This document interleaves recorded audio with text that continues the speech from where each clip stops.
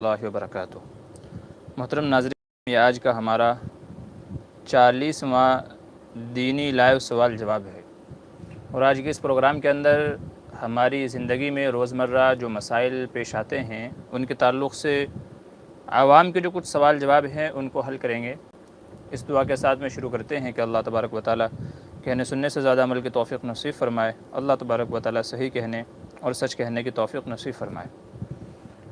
سب سے پہلے ایک مسئلہ لے لیتے ہیں، شجر غرقد۔ کسی نے پوچھا کہ غرقد کیا چیز ہے؟ شجر غرقد حدیث میں نبی کریم صلی اللہ علیہ وسلم کا فرمان ہے، جیسا کہ صحیح مسلم کی روایت ہے، آپ صلی اللہ علیہ وسلم نے ارشاد فرمایا کہ قیامت اس وقت تک قائم نہیں ہوگی، یعنی جب تک کہ قیامت نہیں آئے گی، جب تک کہ تم لوگ یہود سے جنگ نہ کر لو۔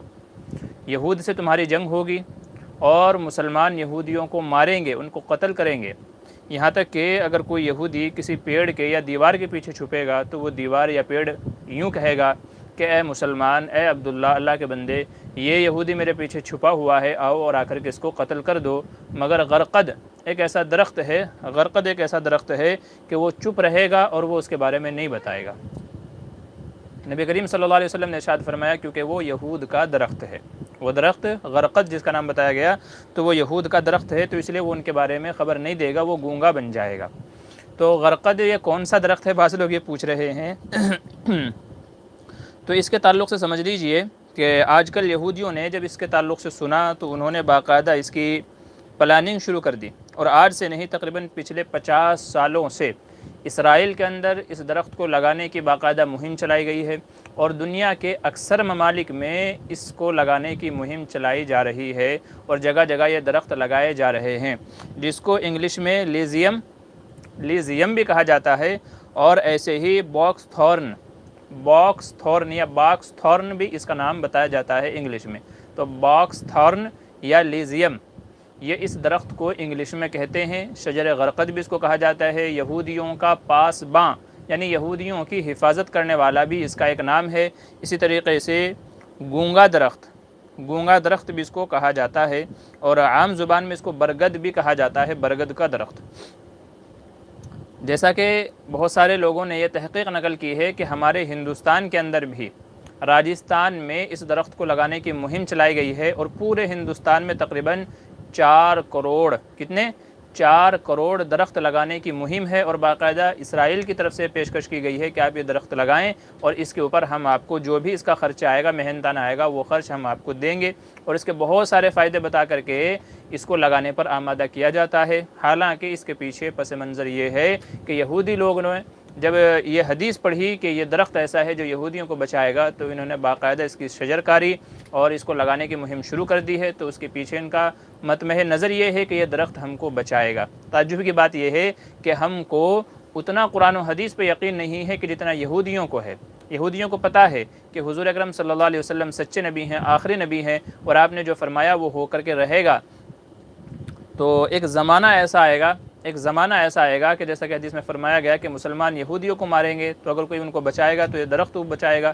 اسی لیے وہ جگہ جگہ پوری دنیا میں یہ پلانٹ لگانے کی کوشش کر رہے ہیں، یہ پلانٹ لگانے کی کوشش کر رہے ہیں۔ تو یہ درخت جگہ جگہ لگایا جا رہا ہے، بلکہ یہاں تک کہ بتایا جا رہا ہے کہ اسرائیل کے جتنے بھی سفارت خانے ہیں پوری دنیا میں، جس ملک میں اسرائیل کا سفارت خانہ ہے، تو اس سفارت خانے میں یہ درخت آپ کو ضرور ملے گا۔ یہ درخت چاہے چھوٹا سا ہو، چاہے بڑا سا ہو، یا کسی بھی شکل میں ہو، تو یہ درخت آپ کو یہودی اور اسرائیلی سفارت خانے میں ضرور ملے گا۔ ان کو اس کے اوپر یقین ہے کہ یہ وہ درخت ہے جس کے بارے میں سرکار دو عالم صلی اللہ علیہ وسلم نے ارشاد فرمایا کہ یہ درخت یہودیوں کو بچائے گا۔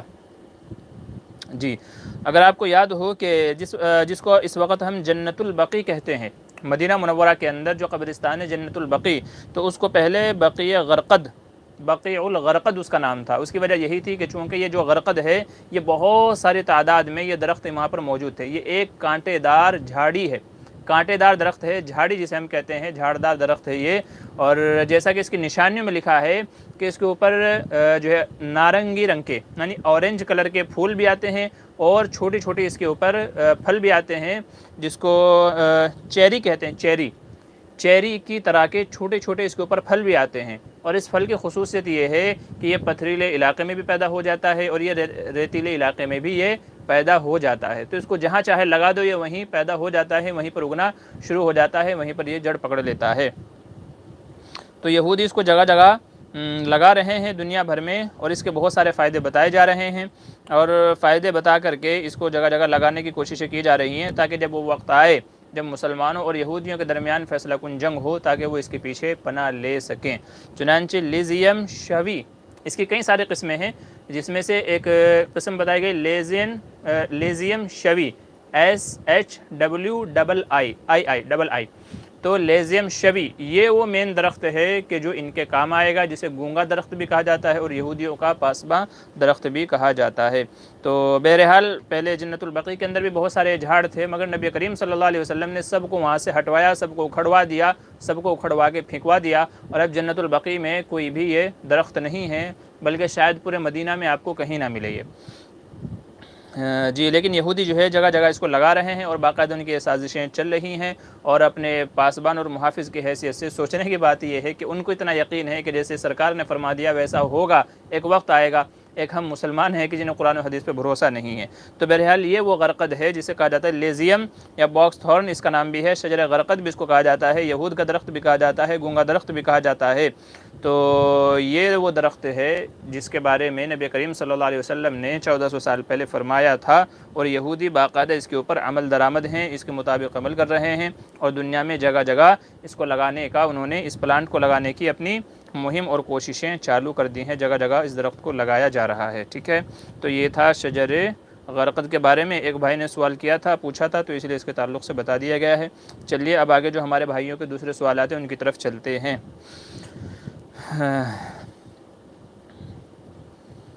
جی اچھا، چلیے حسیب خان، السلام علیکم مفتی صاحب، کوئی آسان اور چھوٹی سی درود بتا دیجئے جو نبی صلی اللہ علیہ وسلم پر بھیجی جائے۔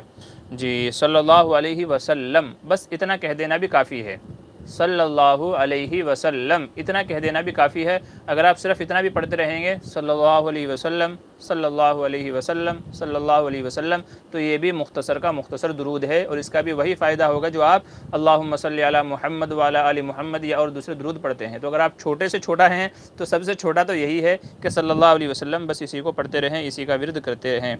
جی فین آف مفتی معمور بدر، السلام علیکم ورحمۃ اللہ وبرکاتہ۔ جی وعلیکم السلام۔ زیڈ ایچ خان کہہ رہے ہیں بہت سے لوگ حضرت علی رضی اللہ عنہ کو مولا علی کہتے ہیں، کیا یہ کہنا صحیح ہے؟ مولا کے معنی یہاں کیا مراد ہے؟ دیکھیے، مولا علی کہنا یہ الگ الگ اعتبار سے ہے۔ شیعہ اس کو کسی اور پس منظر میں کہتے ہیں، شیعہ جو حضرات ہیں وہ کسی اور پس منظر میں کہتے ہیں، اور نبی کریم صلی اللہ علیہ وسلم نے جو فرمایا وہ کسی اور پس منظر میں فرمایا۔ تو اس لیے دیکھا یہ جائے گا کہ قائل اس کو کس نیت سے کہہ رہا ہے، جو کہنے والا ہے وہ کس نیت سے اس کو کہہ رہا ہے۔ تو اگر مولا علی کا مطلب یہ ہوتا ہے، مولا علی کا مطلب اگر کوئی یہ مراد لیتا ہے کہ حضرت علی مشکل کشا ہیں، حضرت علی مشکل کشا ہیں، جیسے اللہ تبارک و تعالیٰ مشکل کشا ہیں، اگر اس نیت سے کہتا ہے تب تو یہ کہا جائے گا کہ یہ کہنا جائز نہیں ہے۔ اور اگر مولا کے معنی ایک دوست کہتے ہیں تو اگر وہ اس اعتبار سے کہتا ہے، جیسا کہ نبی کریم صلی اللہ علیہ وسلم نے ارشاد فرمایا تھا من کنت مولاہ فعلی مولاہ، کہ میں جس کا مولا ہوں یعنی دوست ہوں تو علی بھی اس کے دوست ہیں، تو اگر اس اعتبار سے کوئی کہتا ہے تو پھر اس کے لیے کہنے کی گنجائش ہوگی، لیکن بہتر یہ ہے کہ اس کو نہ کہا جائے، چونکہ یہ شیعہ کا ایک اعتبار سے ان کے ساتھ مشابہت ہو جائے گی، شیعہ کا طریقہ ہو جائے گا، تو اس لیے بچنا بہتر ہے اگرچہ گنجائش ہے۔ جی سیفی، السلام علیکم۔ جی وعلیکم السلام۔ سیفی کہہ رہے ہیں مفتی صاحب خاص دعا کریں۔ اچھا جی انشاءاللہ ضرور، اللہ آپ کی تمام جائز تمناؤں کو، نیک مرادوں کو پورا فرمائے۔ محمد پالن پوری کہہ رہے ہیں مولانا بار بار کسی کی ریح خارج ہو جائے تو وضو کا کیا مسئلہ ہے؟ دیکھیں ایسے بندے کو چاہیے کہ ایسے وقت میں وضو کرے کہ جب اس کو یہ یقین ہو کہ اب کافی وقت تک، یعنی جب تک کہ میں وضو کر کے نماز پڑھوں گا تب تک کہ، یعنی 10 منٹ 15 منٹ، مثال کے طور پہ ظہر سے لے کر کے جو عصر کا وقت ہے وہ تقریباً 3 گھنٹے کا ہوتا ہے، تقریباً 3 گھنٹے، ایک مثال کے طور پہ سمجھ لیجئے 3 گھنٹے کا وقت ہے ظہر سے لے کر کے عصر تک کا۔ اب کسی بندے کو یقین ہے کہ آدھا گھنٹہ مجھے اس میں ایسا مل جائے گا کہ جس میں ریح نہیں نکلے گی، تو اس کو چاہیے کہ وہ ایسے ہی وقت میں وضو کر کے نماز کو ادا کر لے۔ باقی ریح جب بھی نکلے گی تو وضو تو ٹوٹے گا، وضو تو ٹوٹے گا، جب بھی وضو کرے، جب بھی ریح آئے گی تو وضو تو ٹوٹے گا۔ تو اگر کسی کو یقین ہے کہ ہاں مجھے اتنا موقع مل جائے گا کہ میں ایسے وقت میں وضو کر کے نماز پڑھ سکتا ہوں، ریح نہیں نکلے گی، تو ایسے شخص کو چاہیے کہ اسی وقت میں بھلے ہی جماعت سے نماز نہ ملے، لیکن چونکہ اس کے لیے یہ عذر ہے، مجبوری ہے، تو ایسے بندے کو چاہیے کہ اسی وقت میں وضو کر کے نماز پڑھ لے۔ اور اگر کوئی بندہ ایسا ہے کہ اس کو وقت ملتا ہی نہیں ہے، بلکہ ہر وقت یعنی بار بار ریح نکلتی رہتی ہے، نکلتی رہتی ہے، یعنی سمجھو 3 کے 3 گھنٹے ایسے ہیں کہ جب بھی وضو کرے گا ریح نکل جائے گی، جب بھی وضو کرے گا ریح نکل جائے گی، ہمیشہ ایسا ہی ہوتا ہے، اس سے چھٹکارا ہی نہیں ہے۔ ایسے شخص کے لیے مسئلہ پھر یہ ہے کہ وہ مجبور کے اور معذور کے حکم میں آ جائے گا، اور معذور کا حکم یہ ہے کہ پھر وہ ایک بار وضو کر لے اور وضو کر کے نماز شروع کر دے، پھر بھلے ہی نماز کے بیچ میں اس کی ریح نکلتی رہے تب بھی اس کی نماز ہو جائے گی، چونکہ اب یہ معذور کے حکم میں آ گیا ہے۔ تو معذور کے لیے مسئلہ الگ ہے، لیکن پہلی کوشش یہی ہونی چاہیے جو میں نے بتایا کہ اگر کوئی موقع ایسا ملتا ہے، کوئی وقت ایسا ملتا ہے، تو پھر ایسے شخص کو چاہیے کہ ایسے وقت میں کیا کرے، وہ وضو کر کے نماز کو ادا کر لے۔ جی محمد فرحان کہہ رہے ہیں السلام علیکم ورحمۃ اللہ وبرکاتہ۔ جی وعلیکم السلام۔ مفتی صاحب، عورت اور مرد کا مخلوط ہو کر کسی وظیفے کا ورد کرنا جائز ہے جبکہ مجلس میں غیر محرم افراد بھی ہوں؟ جی نہیں، بالکل جائز نہیں ہے۔ غیر محرم مردوں کے ساتھ میں، عورتوں کے ساتھ میں آپس میں اختلاط کرنا یہ جائز ہی نہیں ہے۔ وظیفہ کرنا تو بہت دور کی بات ہے، نہیں تو وظیفے آپ کو اور دوسرے کرنے پڑ جائیں گے۔ تو اس لیے جس مجلس کے اندر غیر محرم کا اختلاط ہو تو وہ مجلس ہی جائز نہیں ہے، چاہے کہ کسی وظیفے میں ان کو مخلوط کیا جائے۔ تو اس لیے ہاں، عورتوں کا الگ باپردہ نظم ہے، کوئی اور روم ہے، الگ کمرہ ہے تو ان کا باپردہ نظم الگ ہے، مردوں کا الگ ہے، یہ اپنے حصے میں رہ کر کے کوئی وظیفہ کریں، وہ اپنے حصے میں رہ کر کے کوئی وظیفہ کریں، اس کی تو اجازت ہو سکتی ہے، لیکن ایک ہی جگہ میں غیر محرموں کے ساتھ میں مجلس ہی جائز نہیں ہے، وظیفہ تو بعد کی بات ہے۔ تو اس لیے نہ ایسا وظیفہ جائز ہوگا، نہ ایسی مجلس جائز ہوگی۔ اور اگر کوئی شیخ ایسا کرتا ہے، کوئی شیخ اگر محرم غیر محرموں کی ایک ہی مجلس لگاتا ہے تو میں کہتا ہوں کہ وہ شیخ ہی نہیں ہے۔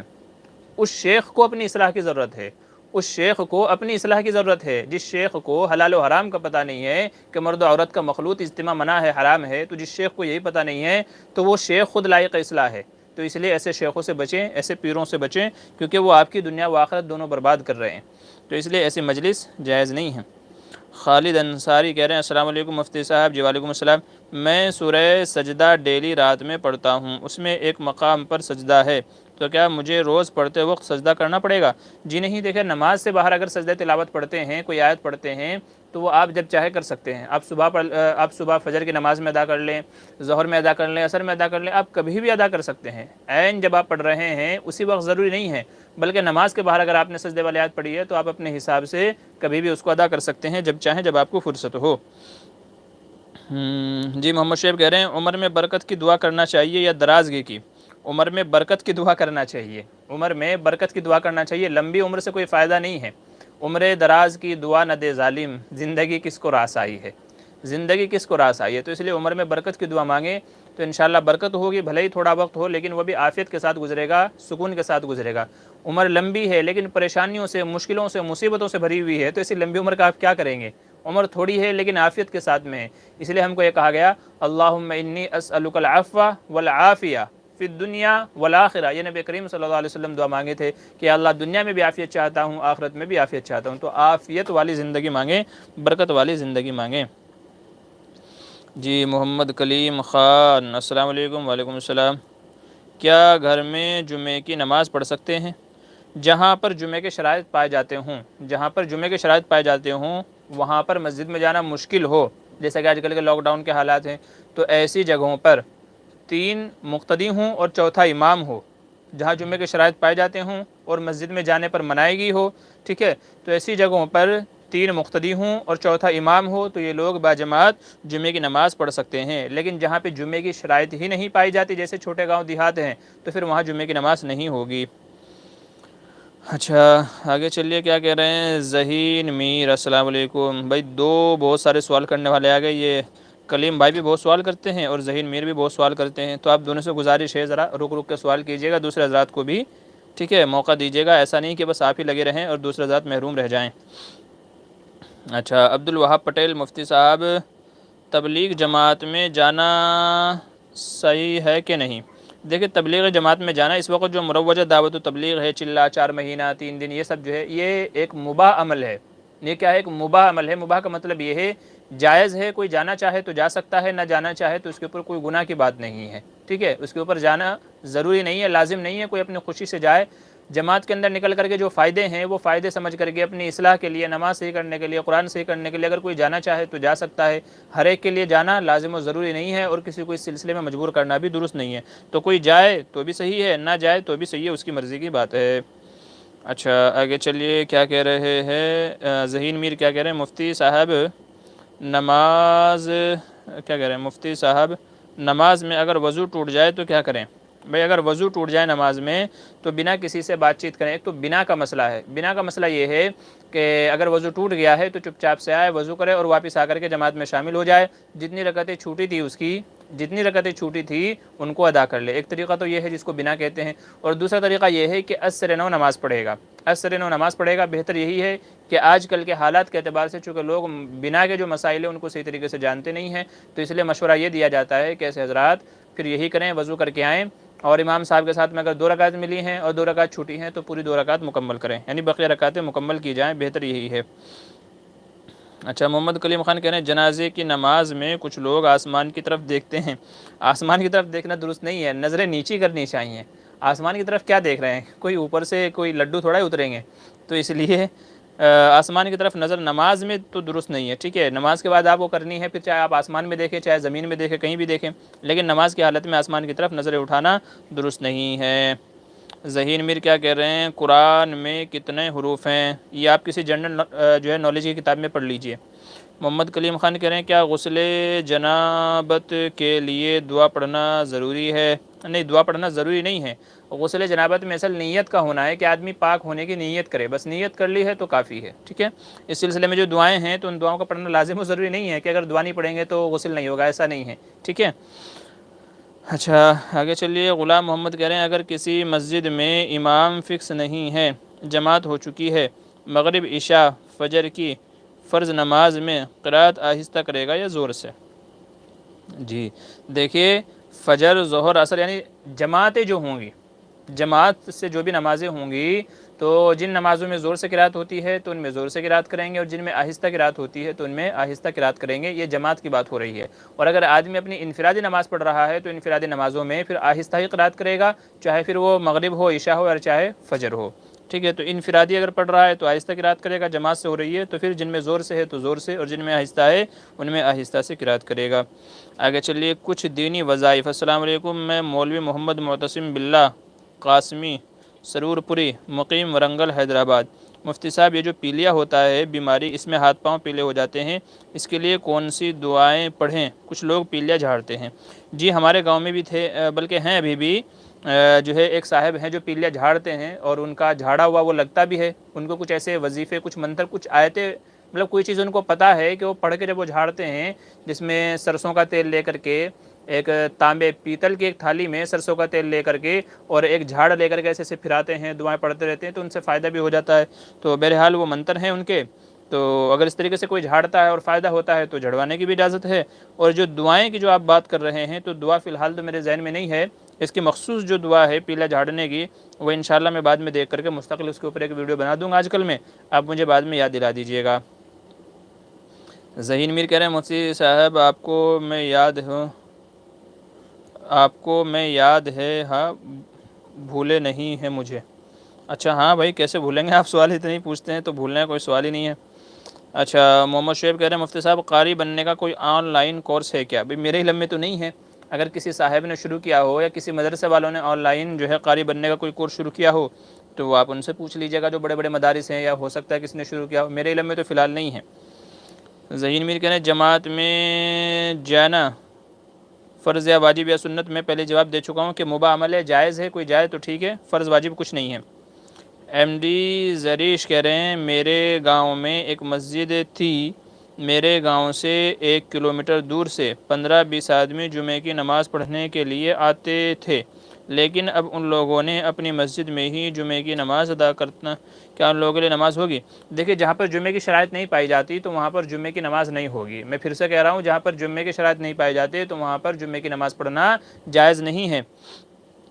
اب جمعے کی شرائط کیا ہے؟ علماء فرماتے ہیں جمعے کی شرائط یہ ہے کہ بڑی آبادی بڑی ہو, بڑی بستی ہو, بڑا محلہ ہو. اب بڑی آبادی کسے کہیں گے؟ علماء فرماتے ہیں کہ جہاں کی 3000 کی آبادی ہو. جس گاؤں کی, جس بستی کی آبادی 3000 ہو, مسلم غیر مسلم سب کو ملا کر کے 3000 کی آبادی ہو, اور ساتھ میں ضروریات زندگی کے تمام چیزیں وہاں مہیا ہوں, جیسے سونے کی دکان ہے, چاندی کی دکانیں ہیں, کپڑے لتے کی دکان ہے, جوتی کی دکان ہے, راشن پانی کی دکان ہے, بینک ہے, ڈاک گھر ہے, ڈاک خانے وغیرہ ہیں. تو یہ ضروریات زندگی کی یہ ساری چیزیں وہاں پر موجود ہوں, اور ساتھ میں 3000 کی آبادی ہو, تو پھر وہاں پر جمعہ جائز ہوگا، اور اگر وہاں 3000 کی آبادی نہیں ہے، 2500 ہے، 2000 ہے، تو پھر ایسی جگہ پر جمعہ جائز نہیں ہوگا، ان لوگوں کے لیے پھر جو ظہر کی نماز ہے۔ تو اب دیکھ لیجیے آپ وہاں کا کیا مسئلہ ہے، بہتر ہے وہاں کے علاقے کے مفتی صاحب کو بلا کر کے معائنہ کرا لیا جائے، پھر مفتی صاحب حالات کو دیکھ کر کے جو فتویٰ دیں اس کے مطابق عمل کیا جائے۔ عبد الوہاب پٹیل کہہ رہے ہیں مفتی صاحب سلام پڑھ سکتے ہیں کہ نہیں؟ میں جو آپ کے والد صاحب نماز پڑھاتے ہیں اس کی بات کر رہی ہوں۔ سلام کی کیا کہہ رہے ہیں میں سمجھا نہیں مفتی صاحب، سلام پڑھ سکتے ہیں کہ نہیں میں ہی جو آپ کے والد صاحب نماز پڑھاتے ہیں ویسی بات کر رہی ہوں۔ میرے والد صاحب نماز پڑھاتے ہیں؟ میں سمجھا نہیں، تھوڑا سا آپ جو ہے نا، آپ سے گزارش ہے برائے کرم کہ آپ یہ مسئلہ جو ہے شاید آپ نے پچھلے ہفتے ہی پوچھا ہو، تو آپ یہ فون پر مجھے معلوم کر لیجئے گا، چونکہ میں سمجھ نہیں پا رہا ہوں آپ کے الفاظ، آپ کا جو طرز تکلم ہے وہ میں سمجھ نہیں پا رہا ہوں، تو اس لیے برائے کرم آپ بعد میں فون پہ معلوم کر لیجئے گا مسئلہ۔ اچھا مفتی صاحب اپنا بچے کا مدرسے میں بھیجے یا اسکول میں؟ مدرسے میں بھیجیے، آپ دیکھ لیجیے آپ کو دنیا چاہیے کہ دین چاہیے۔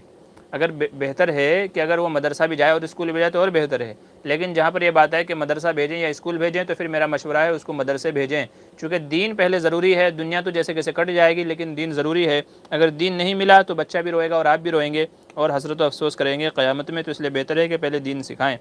مفتی صاحب غسل کی دعا ہے یا نہیں؟ بھائی دیکھ لیجئے نیٹ پہ مل جائے گی آپ کو۔ مفتی صاحب کورونا کی دعا بتاؤ۔ اچھا جی مفتی صاحب آپ پیر ہو یا نہیں؟ نہیں بھائی میں پیر ویر کچھ نہیں ہوں، ٹھیک ہے۔ مفتی صاحب آج آپ لیٹ لائیو کیوں آئے ہو؟ ایسا لگ رہا ہے جیسے کوئی پولیس والا مجھ سے سوال جواب کر رہا ہے، آپ لیٹ کیوں آئے، یہ بتاؤ وہ بتاؤ، یہ کرو وہ کرو۔ کچھ ضروری کام آ گیا تھا اس کی وجہ سے آج لیٹ ہو گیا، جی 15 منٹ کے آس پاس آج میں لیٹ ہو گیا، کچھ کام تھا اس کی وجہ سے۔ اچھا آگے چلیے، عبد الوہاب پٹیل کرے مفتی صاحب جب کوئی نماز پڑھ رہی ہو تو کس کی ہو؟ پتہ نہیں کیا کہہ رہے ہیں بھائی، سمجھ نہیں پا رہا ہوں تو جواب کیسے دوں۔ راہی رائٹس السلام علیکم ورحمۃ اللہ وبرکاتہ، والد صاحب نے بہت سود لے رکھا ہے اور ان کے انتقال کے بعد اس کا بھی ادا کرنا بچوں پر ضروری ہے، جبکہ وہ سود ہے اور بچوں نے پہلے ہی کہہ دیا تھا کہ سود کی ذمہ داری میری نہیں ہے۔ بھائی جنہوں نے لیا تھا وہ انہی کے ذمہ لازم ہے، ٹھیک ہے، انہی کے ذمہ لازم ہے۔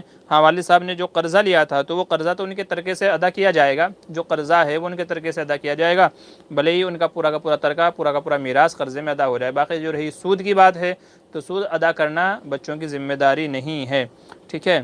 مثال کے طور پہ 1 لاکھ کا قرضہ لیا تھا، 25,000 اس کے اوپر سود ہے، تو والد صاحب کی میراث میں سے پہلے 1 لاکھ ادا کیا جائے، اور اگر پھر بھی میراث بچتی ہے اور ظاہر ہے کہ سود والا مانتا نہیں ہے بنا سود لیے، تو پھر مجبوری میں وہ سود بھی ان کی میراث سے دینا پڑے گا، اور اگر میراث میں مال ہی نہیں ہے، والد صاحب نے کچھ چھوڑا ہی نہیں ہے، تو پھر بچوں کے ذمہ لازم نہیں ہے کہ وہ سود کو ادا کریں، ٹھیک ہے۔ کہہ دیا جائے ان سے بھائی جن کو دیا تھا انہی سے لے لو، ٹھیک ہے، سودی معاملہ ہمارے ساتھ نہیں کیا تھا، جن سے کیا تھا انہی سے لے لو جا کر کے۔ محمد خلیل خان کہہ رہے ہیں خلیل خان غسل کرنے کا سنت طریقہ بتائیے۔ جی اس سلسلے میں میری ویڈیو ہے وہ دیکھ لیجیے گا، سنت طریقہ کیا ہے غسل کرنے کا، ٹھیک ہے۔ الولی میڈیا الولی السلام علیکم، جی وعلیکم السلام۔ محمد خلیل خان کہہ رہے ہیں کیا مزی یا ودی نکلنے سے غسل ٹوٹ جاتا ہے؟ مزی یا ودی نکلنے سے غسل نہیں ٹوٹتا، ہاں وضو ٹوٹ جاتا ہے، تو اس لیے اپنے اعضاء کو دھو لیں، کپڑے پہ جس جگہ لگا ہو وہ کپڑا دھل لیں اور وضو کر لیں، ٹھیک ہے۔ غسل ضروری نہیں ہے، غسل واجب ہوتا ہے منی کے نکلنے سے، ٹھیک ہے۔ آگے چلیے، ابو سعید انصاری کہہ رہے ہیں السلام علیکم، کیسے ہو؟ اللہ کا احسان ہے، آپ سب ٹھیک ہیں؟ علماء کی عزت کرنی چاہیے۔ سوال مفتی صاحب میرے فیس پر دانے ہیں اور مجھے فیس پر ہاتھ لگانے کی عادت پڑ گئی ہے اور چھوٹ نہیں رہی ہے، تو آپ کچھ بتائیے علاج۔ ایسا کر لیجئے کہ اپنے چہرے پہ کوئی نہ کوئی ملہم، کوئی ٹیوب وغیرہ لگا کر ہی رکھیے، ٹھیک ہے، لگا کر کے ہی رکھیے، وضو کے علاوہ اس کو مت اتاریے، تو جب بھی وہ ملہم لگا ہوا ہوگا نا، مرہم لگا ہوا ہوگا، تو شاید پھر آپ کا ہاتھ لگانا کم ہو جائے گا، ٹھیک ہے۔ تو اس لیے بہتر یہی ہے کہ آپ اپنے چہرے پر کچھ نہ کچھ دوائی وغیرہ لگا کر کے رکھیں، تو امید ہے کہ انشاءاللہ وہی چیز ایسی کہ جو عادت کو چھڑا سکتی ہے۔ باقی تو فی الحال تو کچھ اور ذہن میں نہیں ہے، کچھ آئے تو انشاءاللہ پھر بتاؤں گا آپ کو۔ مفتی صاحب رومال لگانا سنت ہے یا نہیں؟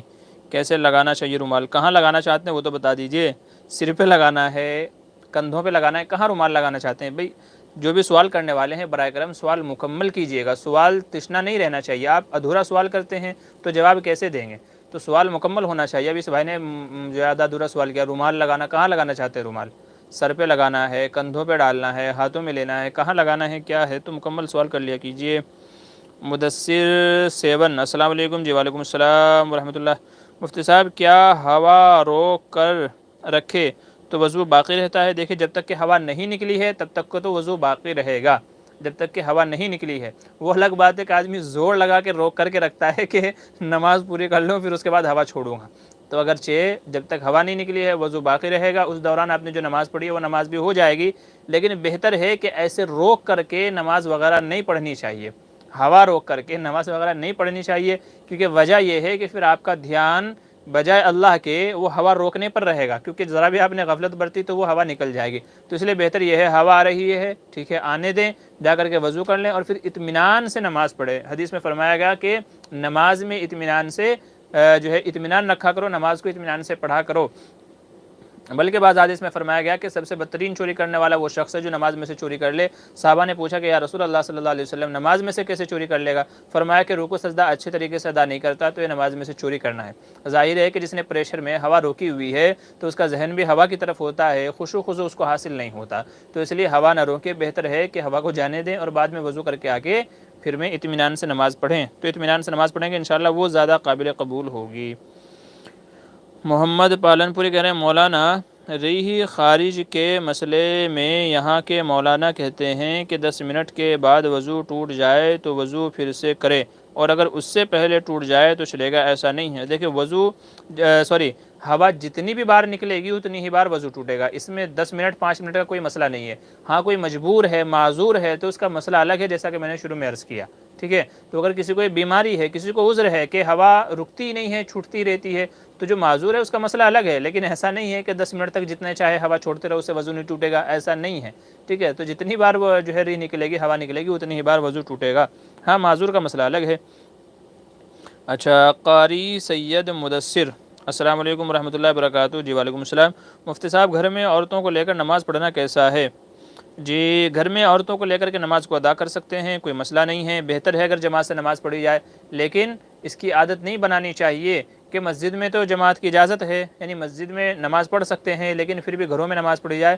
مردوں کو چاہیے کہ مسجد میں جا کر کے نماز ادا کریں، اور اگر جیسا کہ آج کل کے حالات ہیں مسجدوں میں جانا مشکل ہے، نہیں جا پا رہے ہیں، تو پھر بہتر یہی ہے کہ اس موقع سے فائدہ اٹھائیں اور گھروں میں باجماعت نماز پڑھیں۔ پہلے مردوں کی صفیں ہوں گی، پھر بچوں کی صفیں ہوں گی اور پھر ان کے پیچھے عورتوں کی صفیں ہوں گی، اور ایسی صورت میں اقامت بھی مرد حضرات ہی کہیں گے، اقامت بھی مرد ہی کہے گا، اور اگر مرد صرف اکیلا ہے گھر میں اور کوئی مرد ہے ہی نہیں جو اقامت کہے تو ایسی صورت میں مسئلہ یہ ہے کہ مرد خود ہی اقامت کہے گا، خود ہی نماز پڑھائے گا، عورت کسی بھی حالت میں اقامت نہیں کہے گی، مرد ہی اقامت کہے گا۔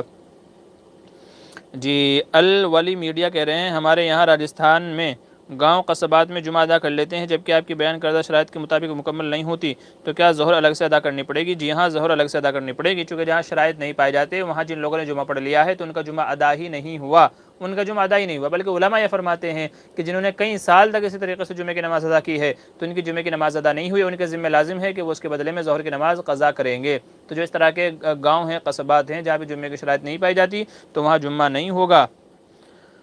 اچھا کیا کہہ رہے ہیں ظہیر میر کیا کہہ رہے ہیں مفتی صاحب زیادہ سوال کس کا ہے؟ اچھا ٹھیک ہے ابھی طے نہیں ہوا ہے، لیکن اس چکر میں کہ میرے سوال زیادہ ہوں آپ زیادہ سوال نہ کریں ٹھیک ہے جی۔ ظہیر میر کیا کہہ رہے ہیں مفتی صاحب امام کو کتنی تنخواہ دینا چاہیے حدیث کی روشنی میں؟ دیکھیے حضور صلی اللہ علیہ وسلم کے زمانے میں امام حضرات کی تنخواہیں متعین نہیں تھی، چونکہ جو امام حضرات تھے وہ خود بھی کاروبار کرنے والے تھے، یعنی صحابہ جن مسجدوں میں نمازیں پڑھاتے تھے تو وہ خود صحابہ بزنس مین تھے، وہ خود اپنا کاروبار کرتے تھے یا کھیتی باڑی کیا کرتے تھے تو اس کی ضرورت ہی نہیں پڑتی تھی، اور بعض کے زمانے میں جو امام حضرات ہوتے تھے تو بیت المال سے ان کو وظیفہ دیا جاتا تھا، اور بیت المال سے اتنا وظیفہ دیا جاتا تھا حاکم وقت کی طرف سے، امیر المومنین اور بادشاہ کی طرف سے، خلیفہ کی طرف سے اتنا وظیفہ دیا جاتا تھا کہ جن سے ان کا خرچہ چل جاتا تھا، اچھے سے اتنا وظیفہ دیا جاتا تھا۔ اور آج بھی یہی مسئلہ ہے کہ کم سے کم اتنا خرچہ ان کو دینا چاہیے کہ ایک مڈل فیملی کو جتنے خرچے کی ضرورت ہوتی ہے، مثال کے طور پہ اگر آپ ایوریج پکڑیں کہ آپ کے علاقے میں ایک مڈل فیملی کو مہینے میں 30,000 روپے چاہیے ہوتے ہیں، 30,000 روپے ایسے ہیں کہ مڈل فیملی کو وہ خرچہ لگتا ہی لگتا ہے، تو آپ کو چاہیے کہ اپنے امام کو بھی اتنی ہی تنخواہیں دیں۔ اور ممبئی جیسے شہروں میں کہ جہاں پر ایک مڈل فیملی کو کم سے کم 40-50 ہزار روپے چاہیے ہوتے ہیں ایک مہینے میں، اتنا خرچ آتا ہے، تو پھر ایسی جگہوں پر چاہیے کہ وہ بھی اپنے امام کو 40-50 ہزار روپے دیں۔ اور جہاں کم ہے، جیسے گاؤں دیہات کے ایسے علاقے ہیں کہ وہاں 10-15 ہزار سے بھی کام چل جاتا ہے، تو پھر وہاں 10-15 ہزار بھی جائز ہے۔ یعنی اپنے علاقے میں یوں دیکھ لیں، کہ ایک مڈل فیملی، ٹھیک ہے، درمیانی درجے کی ایک فیملی کو کتنا خرچہ چاہیے ہوتا ہے ایک مہینے کا، اسی اعتبار سے اپنے امام کی تنخواہوں کو رکھنا چاہیے۔ یہی قرآن و حدیث سے مستنبط ہوتا ہے، مستفاد ہوتا ہے۔ ابو سعید انصاری کہہ رہے ہیں مفتی صاحب رمضان کے بعد کی زندگی کیسے گزاریں؟ جیسے رمضان میں گزاری تھی اللہ کی اطاعت کرتے ہوئے، نمازیں پڑھتے ہوئے، روزے رکھتے ہوئے، تو ایسے ہی بعد میں بھی بہتر ہے نمازوں کا اہتمام کریں، قرآن کریم کی تلاوت کا اہتمام کریں، اور ہر مہینے ایام بیز کے روزوں کی پابندی کرنے کی کوشش کریں۔ اسی طریقے سے صلاح اور تقوی کی، ٹھیک ہے، اصلاح اور تقوی کی اپنے اندر عادت پیدا کریں، ٹھیک ہے، اور بہتر ہے کہ کھانے کی عادت کم ڈالیں، ٹھیک ہے۔ جیسے رمضان میں ہم نے اپنے آپ کو کھانے سے روکا تھا، نبی کریم صلی اللہ علیہ وسلم سے مروی ہے کہ آپ پیٹ کے 3 حصے فرماتے تھے، ایک کھانے کے لیے، ایک پانی کے لیے، ایک ہوا کے لیے۔ ہمارے یہاں اتنا کھا لیتے ہیں کہ سانس لینا 2 بار ہو جاتا ہے، گلے تک اتنا ٹھوس لیتے ہیں کہ سانس لینے کی بھی جو ہے جگہ نہیں بچتی، ہوا کی جگہ تو کہاں بچے گی۔ تو اس لیے کھانا کم کرنا چاہیے، کم کھانا آپ کی صحت کے لیے بھی اچھا ہے، اس سے آدمی کی زندگی بھی بڑھ جاتی ہے، چونکہ زیادہ کھائے گا بیماریاں جلدی آئیں گی، تو جلدی آدمی یہ کہہ لیجیے صحت سے ہاتھ دھو بیٹھے گا، پھر پریشانی میں زندگی گزرے گی۔ تو اس لیے کم کھانے کی عادت ڈالنی چاہیے، حلال کھانے کی عادت ڈالنی چاہیے، ہر مہینے روزے رکھنے کا اہتمام کرنا چاہیے۔ جیسے رمضان میں ہم بہت سارے گناہوں سے بچتے تھے، جیسے گانے دیکھنا، فلمیں دیکھنا، بد نظری کرنا، گالی گلوچ کرنا۔ رمضان کے تقدس میں، اس کی احترام میں ہم ان تمام گناہوں سے بچتے تھے، تو ایسے ہی ہم کو رمضان کے بعد کی زندگی بھی گزارنی چاہیے، ٹھیک ہے۔ تو رمضان اسی لیے آتا ہے تاکہ ہم کو بتائے کہ ہم کو زندگی بقیہ 11 مہینے کیسے گزارنے ہیں۔ اللہ تبارک و تعالی ہم سب کو اس کی توفیق نصیب فرمائے۔ اسلامی باتیں پوچھ رہے ہیں، آپ کا نام؟ جی میرا نام ہے محمد معمور بدر، محمد معمور بدر میرا نام ہے۔ مظاہر علوم اور دارالعلوم دیوبند دونوں جگہ سے میری عالم کی فراغت ہے، اور مظاہر علوم قدیم سے میری افتاء کی یعنی مفتی کورس کی میری فراغت ہے۔ قاری سید مدثر کہہ رہے ہیں عورت اقامت کہہ سکتی ہے؟ جی نہیں، والدہ یا بہن عورت چاہے کوئی بھی ہو وہ اقامت نہیں کہہ سکتی، بلکہ جو امام ہے وہ خود اقامت کہے گا اگر کوئی اور مرد نہیں ہے۔ اچھا، ذہین میر کہہ رہے ہیں مفتی صاحب مزی منی ودی میں فرق بتائیے۔ جی ہاں، اس کے اوپر میری ویڈیو موجود ہے، وہ ویڈیو دیکھ لیجیے گا، مزی منی ودی میں کیا فرق ہے وہ دیکھ لیجیے گا۔ مفتی طاہر بھاٹی، مفتی صاحب درختوں کا عشر 10واں حصہ ہے یا 20واں؟ درختوں کا تو نہیں ہے، کھیتی باڑی کا ہے، کھیتی باڑی کا ہے۔ اور اگر کسی نے بطور کھیتی باڑی درخت لگائے ہوئے ہیں، جیسا کہ بعض علاقوں میں لپٹس کے، پاپولر کے، آم کے یا اور دوسرے درخت لگائے جاتے ہیں، تو اگر کسی کا کام ہی یہ ہے تو پھر ان کی جو انکم ہے پھر اس کے اوپر زکوٰۃ آئے گی، ٹھیک ہے۔ باقی عشر یا 10واں یا 20واں تو کھیتی باڑی جیسے اناج ہے، چاول ہے، اور گنے کی کھیتی ہے یا کوئی اور کھیتی ہے تو اس کے اوپر ہے، کھیتی کے اوپر ہے۔ ذہین میر کہہ رہے ہیں مفتی صاحب سر پر یا ٹوپی کے اوپر، سر کے اوپر یا ٹوپی کے اوپر، بھئی امامہ باندھنے کا حکم ہے تو امامہ باندھنا چاہیے جیسے ہم نے باندھا ہوا ہے۔ تو سر یا ٹوپی پر رومال تو آپ کیسے بھی پہن سکتے ہیں، ٹھیک ہے۔ جیسے سعودی والے ہیں ان کو رومال باندھنے کا الگ طریقہ ہے، کویت والے ہیں ان کے رومال باندھنے کا الگ طریقہ ہے، آپ ایجپٹ میں چلے جائیں گے وہاں رومال باندھنے کا الگ طریقہ ہے، تو ہر ملک والوں کا اپنا الگ طریقہ ہے۔ حدیث میں نبی کریم صلی اللہ علیہ وسلم سے کوئی خاص طریقہ مروی نہیں ہے کہ رومال ایسے باندھنا چاہیے۔ ہاں، امامہ باندھنے کا کہ امامہ اس طریقے سے باندھنا چاہیے، اس کے اوپر ویڈیو بھی ہماری موجود ہے، وہ دیکھ لیجیے گا۔ تو امامہ تو باندھنے کا ثبوت ہے کہ بھئی حضور نے امامہ باندھا یا دوسرے صحابہ کو باندھا، اس کا بھی ثبوت ہے، ٹھیک ہے۔ تو وہ تو ہے، باقی رومال کو باندھنے کا یا سر پر رکھنے کا کوئی طریقہ نہیں ہے۔ امامہ باندھ کر نماز پڑھنے کی کیا فضیلت ہے؟ جی حدیث میں فرمایا گیا کہ جو نماز امامہ باندھ کر کے پڑھی جائے وہ کئی گنا افضل ہے، شاید جہاں تک مجھے یاد پڑ رہا ہے 25 گنا، شاید بعض حدیث میں فرمایا گیا کہ 25 گنا زیادہ فضیلت رکھتی ہے اس نماز سے جو بغیر امامے کے پڑھی جائے، تو اس لیے بہتر ہے کہ امامہ باندھ کر کے نماز پڑھی جائے۔ جی محمد طاہر کہہ رہے ہیں مفتی صاحب عورتوں کا تعلیم حاصل کرنا اور جاب کرنا قرآن و سنت کی روشنی میں جواب دیں۔ جی ویسے تو اس کے اوپر میری ویڈیو موجود ہے کہ عورتوں کا جاب کرنا، باقی یہ ہے کہ تعلیم سے مراد اگر دنیاوی تعلیم ہے تو عورت کو دیکھیں اس کی کئی ساری شرائط ہیں۔ پہلی شرط تو یہ ہے کہ عورتوں کا دنیاوی تعلیم دیں، لیکن ایسے اسکول ہونے چاہیے، ایسے کالجز ہونے چاہیے جہاں لڑکیاں الگ ہوں اور لڑکے الگ ہوں، ایسا اسکول کہ جس میں لڑکے لڑکیاں ایک ہی جگہ پڑھتے ہیں، تو ایسے اسکول میں پڑھانا جائز نہیں ہے، چونکہ دنیاوی تعلیم دینا کوئی لازم یا فرض عین نہیں ہے۔ اصل تو فرض عین کیا ہے؟ دین کی تعلیم ہے، تو پہلے دین کی تعلیم دیں۔ دنیاوی تعلیم تو بس ایسے ہی ہے، اور خاص کر عورتوں کو تو، کیونکہ عورتوں کو شریعت نے مکلف نہیں بنایا کہ تم جا کر کے جاب کرو، نوکری کرو، لاکھوں کماؤ، پیسے کماؤ، عورتوں کے ذمہ نہیں ڈالا ہے، بلکہ ان کے جو بھی مرد ہیں، وہ چاہے شوہر ہوں، چاہے باپ ہوں، چاہے بھائی ہوں، چاہے بیٹا ہوں، ان کے ذمہ ڈالا ہے کہ وہ عورتوں کے خرچوں کو پورا کریں۔ اس لیے عورتوں کے لیے تعلیم حاصل کرنا اگرچہ جائز ہے، کوئی لازم بات نہیں ہے، جائز ہے دنیاوی تعلیم حاصل کرنا، لیکن شرائط ہیں، شرائط پائے جائیں گے تب تو ٹھیک ہے، جہاں شرائط نہیں پائے جاتے تو پھر وہاں عورتوں کو تعلیم نہیں دلانی چاہیے۔ ان میں سے پہلی شرط یہ ہے کہ اسکول ایسا ہو کہ جہاں پر مرد و عورت کا الگ الگ نظام ہو، جہاں پر ایک ہی نظام ہے، ایک ہی جگہ سب پڑھتے ہیں، وہ جائز نہیں ہے۔ دوسرا مسئلہ ہے پردے کا، جہاں پر عورتوں کو بے پردہ کرنے کی کوشش کی جاتی ہے کہ عورتیں دوپٹہ اوڑھ کر کے نہیں آئیں گی، کھلے سر آئیں گی، یا نقاب پہن کر کے نہیں آ سکتی، تو پھر ایسی جگہ بھی پڑھانا ان کو جائز نہیں ہے۔ تیسری شرط یہ ہے کہ لباس مکمل ہونا چاہیے۔ آج کل دیکھنے میں آیا ہے کہ مرد تو پورا لباس پہنتے ہیں اور عورتوں کو شارٹس پہنائے جاتے ہیں، چھوٹے چھوٹے کپڑے پہنائے جاتے ہیں، پوری ٹانگیں ننگی ہوتی ہیں، تو ایسے اسکول میں بھی ان کو پڑھانا جائز نہیں ہے۔ تو یہ کچھ شرطیں علماء نے بیان کی ہیں، آپ نیٹ پہ دیکھیں گے تو فتاوی آپ کو کئی سارے مل جائیں گے۔ تو اگر اس طرح کی شرائط پائی جاتی ہیں تو آپ پھر تعلیم دلا سکتے ہیں، جہاں پر یہ غیر شرعی شرطیں نہیں پائی جاتی ہیں، ٹھیک ہے، تو شریعت کے دائرے میں رہ کر کے دنیاوی تعلیم ان کو دلانا اس کی اجازت ہے۔ باقی نوکری کرنے کی تو اجازت نہیں ہے، الا یہ کہ مجبوری ہو۔ مجبوری سے مراد یہ ہے کہ گھر میں اس کے علاوہ کوئی کمانے والا نہ ہو، گھر میں اس عورت کے علاوہ کوئی کمانے والا نہ ہو، تو ایسے عورت کے لیے نوکری کرنے کی اجازت ہے، مگر اس میں بھی شرط یہی ہے کہ عورت ایسی کمپنی میں، ایسی جگہ نوکری نہ کرے کہ جہاں مرد و عورت ساتھ میں کام کرتے ہوں، ٹھیک ہے، جہاں بے پردگی کی شرط لگائی جاتی ہو کہ آپ برقع پہن کے نہیں آ سکتے، یا آپ کو چھوٹے کپڑے پہننے پڑیں گے، ایسے ہی رات کی ڈیوٹی نہ ہو، رات کی ڈیوٹی نہ ہو۔ تو یہ کچھ علماء نے شرطیں بیان کی ہیں ایسی عورت کے لیے کہ جو مجبور ہو، جس کا کمانے والا کوئی نہ ہو، اور جس کے کمانے والے ہیں تو پھر اس کو بینک بیلنس بنانے کے لیے یا شوقیہ نوکری کی اجازت نہیں دی جائے گی۔ آگے چلیے، ذہین میر کریں مفتی صاحب، مائک پر اذان پڑھنا ضروری ہے یا نہیں؟ ضروری تو نہیں ہے، مائک کا استعمال اس لیے کیا جاتا ہے تاکہ زیادہ سے زیادہ لوگوں تک اذان کی آواز پہنچ جائے، محلے والوں تک سب تک اذان کی آواز پہنچ جائے، تو اس لیے کہا جاتا ہے کہ مائک میں اذان پڑھیں، باقی کوئی ضروری نہیں ہے، فرض عین نہیں ہے۔ مفتی صاحب، فضائل اعمال پڑھنا کیسا ہے؟ پڑھ سکتے ہیں، کوئی حرج کی بات نہیں ہے۔ غلام محمد کہہ رہے ہیں مفتی صاحب، اگر کوئی آدمی بینک سے 5 لاکھ روپے لون لیا اور کاروبار کیا، اچھا پیسہ کمایا، گھر بنایا، بچے پرورش کیے، یہ کمائی حرام کہلائے گی؟ دیکھیے، بینک سے لون لینا یہ جائز نہیں ہے، ٹھیک ہے، البتہ اس پیسے سے جو اور پیسہ کمایا گیا حلال کاروبار کے ذریعے سے، حلال کاروبار کر کے جو پیسہ کمایا گیا، تو اس سے جو انکم آئی ہے وہ سب کی سب حلال کہلائے گی اور وہ جائز ہے۔ اس سے گھر بنائیں، بچوں کی پرورش کریں، جو کرنا ہے آپ کو کریں۔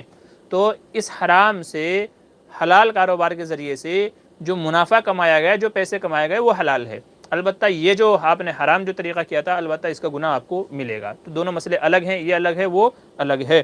امید ہے بات آپ کی سمجھ میں آ گئی ہوگی۔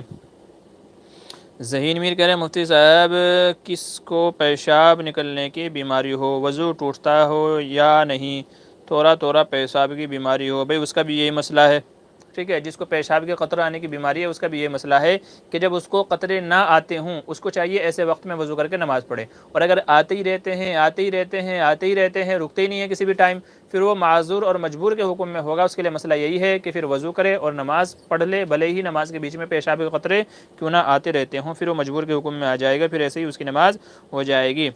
افروز عالم کہہ رہے ہیں مفتی صاحب السلام علیکم۔ جی وعلیکم السلام۔ کیا جس سے شادی لگی یعنی منگنی ہو گئی ہو تو ان سے بات کر سکتے ہیں، ویڈیو کال کرنا جائز ہے یا نہیں؟ دیکھیں، صرف منگنی ہوئی ہے اگر، تو جس کی منگنی ہوئی ہے تو اس سے تو بات کرنا جائز نہیں ہے جب تک کہ نکاح نہ ہو جائے، چونکہ جب تک کہ نکاح نہیں ہوا تو وہ اجنبی ہی کے حکم میں ہوں گے، دونوں ایک دوسرے کے لیے اجنبی اور غیر محرم کے حکم میں ہیں، کیونکہ صرف منگنی ہوئی ہے، منگنی ٹوٹ بھی سکتی ہے، بلکہ بہت ساری مرتبہ ٹوٹ جاتی ہے، تو صرف منگنی ہونے سے محرم نہیں بن جاتے جب تک کہ نکاح نہ ہو جائے۔ تو اگر نکاح نہیں ہوا ہے، صرف منگنی ہوئی ہے، تو بات کرنا جائز نہیں ہے۔ اگر آپ کو بات کرنا ہے تو پھر نکاح کر لیں، نکاح کے بعد جیسے چاہے آپ بات کر سکتے ہیں، فون کال پہ، ویڈیو کال پہ، جب تک کہ نکاح نہیں ہوا ہے تو اللہ کے واسطے اس حرام عمل سے بچیے۔ لوگ یہ سمجھتے ہیں کہ منگنی ہو گئی تو سارے رائٹس مل گئے، منگنی ہو گئی تو سارے حقوق ہم کو ایک دوسرے کے اوپر مل گئے، یاد رکھیے ایسا نہیں ہے، یہ شیطان ہے جو بہکاتا ہے، بلکہ بہت سارے کیسز ہمارے پاس ایسے آئے ہیں، ایسے مسئلے ہمارے پاس آئے ہیں کہ منگنی ہو گئی، لڑکے لڑکے نے بات چیت چالو کی اور باتوں باتوں میں کوئی ایسی بات ہو گئی جھگڑے والی لڑائی والی کہ منگنی بھی ٹوٹ گئی شادی بھی، مطلب اب تو شادی ہونے کا کوئی مطلب ہی نہیں ہے، آپس میں اتنی نفرت ہو جاتی ہے کہ مجھے اس سے شادی نہیں کرنی، مجھے اس سے شادی نہیں کرنی۔ تو وہ کس وجہ سے کہ شریعت کی مخالفت کی تھی۔ شریعت کہتی ہے جب تک نکاح نہیں ہوا تب تک وہ ایک دوسرے کے لیے حرام ہیں، اجنبی ہیں، لیکن انہوں نے شریعت کا حکم نہیں مانا، بات چیت شروع کر دی، نتیجہ یہ ہوا شیطان نے بہکایا، آپس میں لڑائی ڈالی، جھگڑا ڈالا، منگنی بھی ٹوٹ گئی اور شادی بھی نہیں ہوئی۔ تو اس لیے بہتر یہ ہے کہ جب تک کہ نکاح نہیں ہو جاتا تب تک کہ بات نہ کریں، جائز نہیں ہے۔